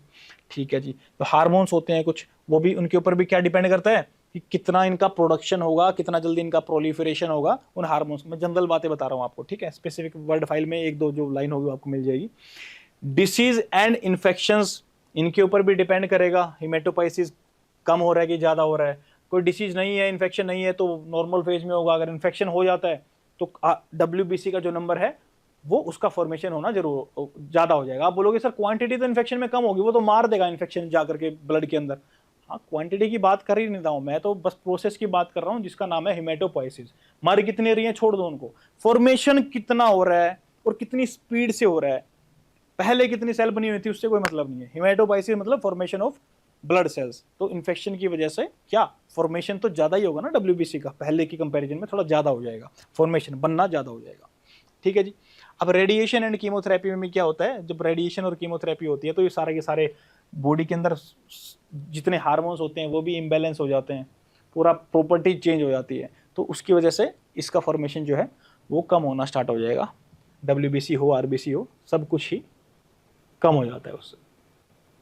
अब देखो ध्यान से सुन लो बात। इरिथ्रोपोइसिस में हम इरिथ्रोपोइसिस की बात कर रहा हूँ यहाँ पे, हेमेटोपोइसिस की नहीं। कौन बताएगा डिफरेंस क्या है हेमेटो और इरिथ्रो में, एक ही समझ जाओ कभी इसको। हेमेटोपोइसिस में, इरिथ्रोपोइसिस में क्या डिफरेंस, जल्दी बताएगा। देखो आपको पता तो है आंसर, मेरे को पता है, आप जल्दी बता दोगे तो और थोड़ा अच्छा लगेगा। और तो क्या है, पोइसिस मतलब फॉर्मेशन, इरिथ्रो मतलब ब्लड का प्रोडक्शन है, ब्लड का सिर्फ RBC तक करिएगा। परफेक्ट। तो इसमें इरिथ्रोसाइट्स का, रेड ब्लड सेल का फॉर्मेशन हो रहा है इरिथ्रोसाइट्स में, और हिमेटो में जो ओवरऑल सारी ब्लड सेल्स हैं सब की बात कर रहे हैं। WBC की बात कर रहे हो, प्लेटलेट कुछ भी आ जाए उसमें, WBC, RBC, प्लेटलेट्स सब आ जाता है। जबकि इरिथ्रो में इरिथ्रोसाइट यानी कि WBC की, RBC की, रेड ब्लड सेल्स की बात कर रहे हैं। ठीक है जी, ठीक है। अब ये हिमेटोपोइटिक स्टेम सेल्स थी, इनसे क्या बनता है, माइलोइड लाइनेज में आगे हमने पढ़ा था कि माइलोइड प्रोजेनेटर सेल थी। सबसे पहले अगर इसकी बात करेंगे तो प्रो इरिथ्रोब्लास्ट सेल बनेंगी। प्रो का मतलब क्या होता है, जो इरिथ्रोब्लास्ट सेल है जो उनसे पहले आई, उनकी जननी आप मान लीजिए, उनकी मदर आप मान लीजिए, तो प्रो इरिथ्रोब्लास्ट सेल बनेंगी सबसे पहले under the influence of specific growth factors and cytokines जो HSC होती हैं। They will differentiate into committed erythroid progenitor cells known as proerythroblast. ठीक है। तो प्रो इरिथ्रोब्लास्ट में HSC से सबसे पहली सेल कौन सी बनेगी, प्रो इरिथ्रोब्लास्ट। किसकी वजह से, इन ग्रोथ फैक्टर्स और साइटोकाइंस के इफेक्ट की वजह से। ठीक है। अब ये क्या बोलना चाहते हैं, प्रो इरिथ्रोब्लास्ट जो है, ये वाली जो सेल्स हैं proerythroblast cells, they will progress through several stages of development. अलग अलग स्टेजेस से गुजरेंगे ये डेवलपमेंट के, and they will become more specialised and committed to erythroid lineage. तो ऑब्वियसली अगर हम रेड ब्लड सेल बनाना चाह रहे हैं तो उनसे रिलेट करेंगे वो ज्यादा। उसके बाद क्या होगा, इनको हम क्या बोल रहे हैं, इरिथ्रोब्लास्ट स्टेजेस। एक जनरल हेडिंग दे दी हमने, इरिथ्रोब्लास्ट स्टेजेस, बिकॉज अलग अलग स्टेजेस ऑफ डेवलपमेंट से वो गुजरते हैं और वो स्पेसिफिक इरिथ्रोइड लाइनेज के पास, मतलब उस तरह की इसमें डेवलपमेंट होती है कि इरिथ्रोइड लाइनेज के पास जाने की वो ट्राई करे। ठीक है, वैसे फंक्शन लाने की स्टार्ट करे, और उसके बाद क्या होगा, इनका न्यूक्लियस डिग्रेडेशन होना स्टार्ट हो जाएगा। अब मैंने बताया था वेरियस प्रोसेस ऑफ, ये वेरियस स्टेजेस ऑफ डेवलपमेंट में ये नाम लिखे हुए अलग अलग, बेसोफिलिक इरिथ्रोब्लास्ट, पॉलीक्रोमेटोफिलिक इरिथ्रोब्लास्ट, ऑर्थोक्रोमेटिक इरिथ्रोब्लास्ट, ठीक है। ये इस तरह की स्टेजेस होती हैं, इस तरह की ये सेल्स बनती जाती हैं, अलग अलग नाम याद करना चाहो तो आप कर सकते हो, लास्ट वाला तो जरूर कर लेना क्योंकि काम आएगा अपने। उसके बाद क्या होगा, इनका न्यूक्लियस डिग्रेड हो जाएगा, हीमोग्लोबिन सिंथेसिस होगा उसके बाद, क्योंकि हीमोग्लोबिन के बिना तो आरबीसी क्या है, बिना हीमोग्लोबिन तो आरबीसी कुछ भी नहीं है। ये हीमोग्लोबिन ही क्या करता है, आयरन वगैरह सब वो बनाता है, हीमोग्लोबिन का भी देख लेंगे। प्लीज फोकस करके बैठिएगा, 5 ही मिनट है हमारे पास, ओके। तो उसके बाद लास्ट में ये बोलता है हीमोग्लोबिन सिंथेसिस के बाद, चलो इसके पढ़ लेते हैं क्या बोलना चाह रहा है। During erythropoiesis haemoglobin that is the iron containing protein that binds oxygen is synthesised within the developing red blood cells, ठीक है साहब, जो डेवलप कर रही हैं उनमें बनना स्टार्ट होता है हीमोग्लोबिन। और haemoglobin production is a hallmark of erythrocyte maturation. अगर हीमोग्लोबिन बनना स्टार्ट हो रहा है तो समझ लो सबसे लास्ट में जुड़ना स्टार्ट होता है, ये हीमोग्लोबिन सबसे लास्ट में बनना स्टार्ट होता है इरिथ्रोसाइट्स के प्रोसेस में। अगर आपको हीमोग्लोबिन दिखना स्टार्ट हो रहा है तो इसका मतलब ये समझ लो कि आरबीसी वाला प्रोसेस है जो मैच्योरेशन के लिए स्टार्ट हो चुका है, धीरे धीरे, पूरा मतलब मैच्योर नहीं हुआ है, मतलब इनिशियल फेज है वो स्टार्ट हो चुका है, ठीक है जी। उसके बाद बोलना चाह रहा है जो रेटिकुलोसाइट्स, ऑर्थोक्रोमेटिक इरिथ्रोब्लास्ट डेवलप इनटू, ये यहाँ पे थे जो ऑर्थोक्रोमेटिक इरिथ्रोब्लास्ट, जो भी इसमें न्यूक्लियस डिग्रेडेशन हुआ, थोड़ा सा हीमोग्लोबिन सिंथेसिस हो ही रहा है साथ के साथ। अब क्या बोल रहा है, ऑर्थोक्रोमेटिक इरिथ्रोब्लास्ट जो थे वो क्या होंगे, they will develop into reticulocytes which are immatured red blood cells containing residual ribosomal RNA, ठीक है। राइबोसोमल आरएनए इनके अंदर होगा, क्या होगा, राइबोसोमल आरएनए होगा इनमें, ठीक है। ये बात ध्यान रखना रेटिकुलोसाइट्स की। And reticulocytes are released into the blood stream and serve as a measure of the rate of erythropoiesis. अब जितना भी ये रेटिकुलोसाइट्स ब्लड स्ट्रीम में दिखेंगे उससे आपको एक आइडिया लग जाएगा कि पीछे वाली प्रोसेस कितनी स्पीड से चल रही है। ज्यादा स्पीड से होगा तो ब्लड स्ट्रीम में ये रेटिकुलोसाइट्स आपको ज्यादा दिखने लगेंगे। बट हमें तो पूरा आरबीसी बनाना है, तो हमें बिना हीमोग्लोबिन के तो आरबीसी बना नहीं सकते हैं, तो यहाँ पे हम थोड़ी सी हीमोग्लोबिन की बात कर लेते हैं। हीमोग्लोबिन बनता कैसे है आखिरकार, क्या हीमोग्लोबिन बनता कैसे है आखिरकार। तो यहाँ पे आप हीम ग्रुप तो अलग ही बनता है, इसको कंफ्यूज मत हो जाना, क्योंकि बार बार हीमोग्लोबिन वर्ड आएगा, थ्योरी में भी सभी बुक्स में यही रहता है, तो कॉन्सेप्ट वाला बच्चा बड़ा कंफ्यूज हो जाता है। यहाँ पे हीमोग्लोबिन बोल रहे हैं बार बार, तो हीम कहाँ से आया। देखो हीम को थोड़ा अलग लेते हैं, ये मान के चलो माइटोकॉन्ड्रिया के अंदर सक्सिनाइल कोएंजाइम ए होता है, और इसमें एक अमीनो एसिड होता है ग्लाइसिन, शायद देख लेंगे अभी कौन सा है। तो सक्सिनाइल कोएंजाइम जो ए होगा सिट्रिक एसिड साइकिल में, और जो एक वो अमीनो एसिड की मैं जिसकी बात कर रहा हूं उससे बन करके तैयार होगा हीम। हीम हो गया तैयार, अब उसको छोड़ दो साइड में। अब हम बात करते हैं जो ग्लोबिन वाला पार्ट है वो कैसे हो रहा है। उसको हीमोग्लोबिन ही बोलते हैं बट वो है ग्लोबिन वाला, और वो क्यों ग्लोबिन वाला है मैं बताऊंगा लास्ट में, ठीक है। सबसे पहले सुनो, haemoglobin is composed of 4 protein subunit each bound to a haem group containing iron atoms, ठीक है जी। अब हीम ग्रुप से अटैच है क्या, ये प्रोटीन की 4 सब यूनिट्स। अब ये प्रोटीन किससे बनता है, अमीनो एसिड से बनता है। अब अमीनो एसिड की चेंज होगी उससे प्रोटीन बन रहा होगा शायद, हाँ बिल्कुल बन रहा होगा। 4 यूनिट बताई हमने, 4 कौन सी हैं, 2 अल्फा यूनिट होती हैं और 2 बीटा यूनिट होती हैं। कैसे बनती हैं वो, आओ दिखा देता हूँ। ट्रांसक्रिप्शन क्या होता है, बच्चे को पता है, जो डीएनए मॉलिक्यूल होता है वो अपनी इंफॉर्मेशन शेयर करता है आरएनए में, ठीक है, कॉम्प्लीमेंट्री न्यूक्लियोटाइड के थ्रू, उल्टा बनता चलता है वैसे, ठीक है। तो डीएनए से इंफॉर्मेशन जाएगी आरएनए में, और आरएनए जाएगा किसके पास, राइबोसोम के पास, और राइबोसोम के पास जाएगा, ये लगा लो बिगर यूनिट है राइबोसोम की, ये छोटी यूनिट है, और यहाँ पे आरएनए चला जाता है। तो वो टीआरएनए से यानी कि ट्रांसफर आरएनए से अलग अलग जो न्यूक्लियोटाइड होंगे, जो भी जेनेटिक कोड इसका आएगा, आगे पढ़ेंगे डोंट वरी, बट अब एक आइडिया दे रहा हूँ, जिसको पता हो तो उसको थोड़ा सा लगेगी हाँ चीजें ठीक हो रही है। तो राइबोसोम में जो के बीच में जो आरएनए आएगा, डीएनए से सारी इंफॉर्मेशन लेकर के आया, किसकी, क्या बनाने की, हीमोग्लोबिन बनाने की। अब बोलोगे सर हीम तो अलग बन रहा था, हाँ आप ग्लोबिन वाला पार्ट ही समझो यहाँ पे, बट बोलना हीमोग्लोबिन पढ़ रहे हैं, ठीक है। तो हीमोग्लोबिन की जो भी इंफॉर्मेशन सी डीएनए से आरएनए में लेके आया, आरएनए जाएगा राइबोसोम के पास, और राइबोसोम के पास जाकर के क्या करता है वो ट्रांसलेशन, यानी कि जो भी इंफॉर्मेशन होती है उससे वो टीआरएनए से एक एक अमीनो एसिड मंगाता चलता है। फिर जेनेटिक कोड था, फिर दूसरा अमीनो एसिड आया, फिर जेनेटिक कोड था 3 न्यूक्लियोटाइड का, फिर तीसरा अमीनो एसिड आया। ये बना करके अमीनो एसिड ऐसी 4 चेन बन जाती हैं। 4 क्या, पॉलीपेप्टाइड चेन बन जाती हैं, क्योंकि काफी सारे पेप्टाइड बॉन्ड हैं, क्योंकि काफी सारे अमीनो एसिड हैं। अब उनमें से 2 जो चेन होती हैं वो 2 तो होती हैं अल्फा चेन्स और 2 होती हैं बीटा चेन्स। अब क्या होगा, ये 2 अल्फा और 2 बीटा चेन जो हैं इनके डाइमर बने हुए हैं। डाइमर मतलब 1 और 1 2 डाइमर ऐसे बन गया, और 1 और 1 2 डाइमर ऐसे बन गया। उनकी शेप भी चेंज हो जाती है, क्या हो जाता है, उनकी फोल्डिंग हो जाती है और फोल्ड होकर के उनकी एक असेंबली बन जाती है, जिसको हम क्या बोलते हैं, फिर हम उनको 2 अल्फा चेन और 2 बीटा चेन नहीं बोलते हैं, क्योंकि इनका शेप जो है वो चेंज हो चुका है, उनकी जो फॉर्म जो है डाइमर्स की वो चेंज हो चुकी है। तो we will not call it alpha 2 की 2 और बीटा 2 की 2, हम इसको सिर्फ अल्फा 2 और बीटा 2 ऐसे डिनोट करते हैं। ये क्या है, लेकिन अभी तक वो ग्लोबिन वाला पार्ट था, ठीक है। उसके बाद क्या करेंगे, हीम का इसमें अटैचमेंट कर देंगे, and each polypeptide chain within the haemoglobin binds to a haem group. और हीम ग्रुप में मैंने क्या बताया आपको, एक आयरन एटम होता है, and the iron in the haem is essential for the oxygen binding. तो मैं फिर से बता देता हूं, कोई कंफ्यूज हुआ हो तो 1 मिनट में पहले चेक कर लो स्लाइड कितनी बती। हाँ, यहाँ पे हीम सिंथेसिस अलग से बताया हुआ है, टेंशन ही नहीं है कुछ, वो देख लो। Haem synthesis occurs in the mitochondria, उसके बाद वो कहाँ जाता है, साइटोसोल में जाता है। साइटोसोल किसी को नहीं पता है तो बता देता हूँ, ये सेल है, ये न्यूक्लियस होता है, और न्यूक्लियस का जो फ्लूइड होता है वो न्यूक्लियोप्लाज्म होता है, और ये जो सेल का जितना भी बाहर का है, ये वाला न्यूक्लियस के बाहर जितनी भी चीजें हैं A to Z सबको मिला के क्या बोलते हैं, साइटोप्लाज्म बोल देते हैं। बट अगर सिर्फ मैं बाहर के लिक्विड पार्ट की बात करूं, सेल ऑर्गेनेलिज जो होती है उनको मैं एक्सक्लूड कर दूं, निकाल दूं, तो वी कॉल इट साइटोसोल, ठीक है। तो इसमें ज्यादा कंफ्यूज होने की जरूरत नहीं है, साइटोप्लाज्म साइटोसोल, मतलब बात लगभग एक बोलना चाह रहे हैं, यहाँ पे कंफ्यूज मत हो जाना, कुछ ऐसा लिखा होगा इसलिए बोल रहा हूं। तो हीम सिंथेसिस क्या होगा, it will occur in the mitochondria, उसके बाद साइटोसोल यानी साइटोप्लाज्म में चला जाएगा, और बनता है कहां पे है, ये बोन मैरो में और लीवर में, और भी बनता है, टेंशन मतलब दूसरी जगह बनता है, बट प्राइमरीली मैं बोल रहा हूं लीवर में और बोन मैरो में इसका सिंथेसिस होता है, किसका, हीम का। तो ये प्रोसेस जो है it will involve a series of enzymatic reactions, ठीक है साहब। क्या बनाने के लिए, हीम ग्रुप बना रहे हैं उसके लिए, starting with succinyl coenzyme A from the citric acid cycle. और हाँ देखो यही है जो ग्लिसाइन था, ये बोल रहा था, ग्लाइसिन जो है, अमीनो एसिड एक ग्लाइसिन चाहिए, और सिट्रिक एसिड साइकिल में शुरुआत हुई कहां से, सक्सिनाइल कोएंजाइम ए से।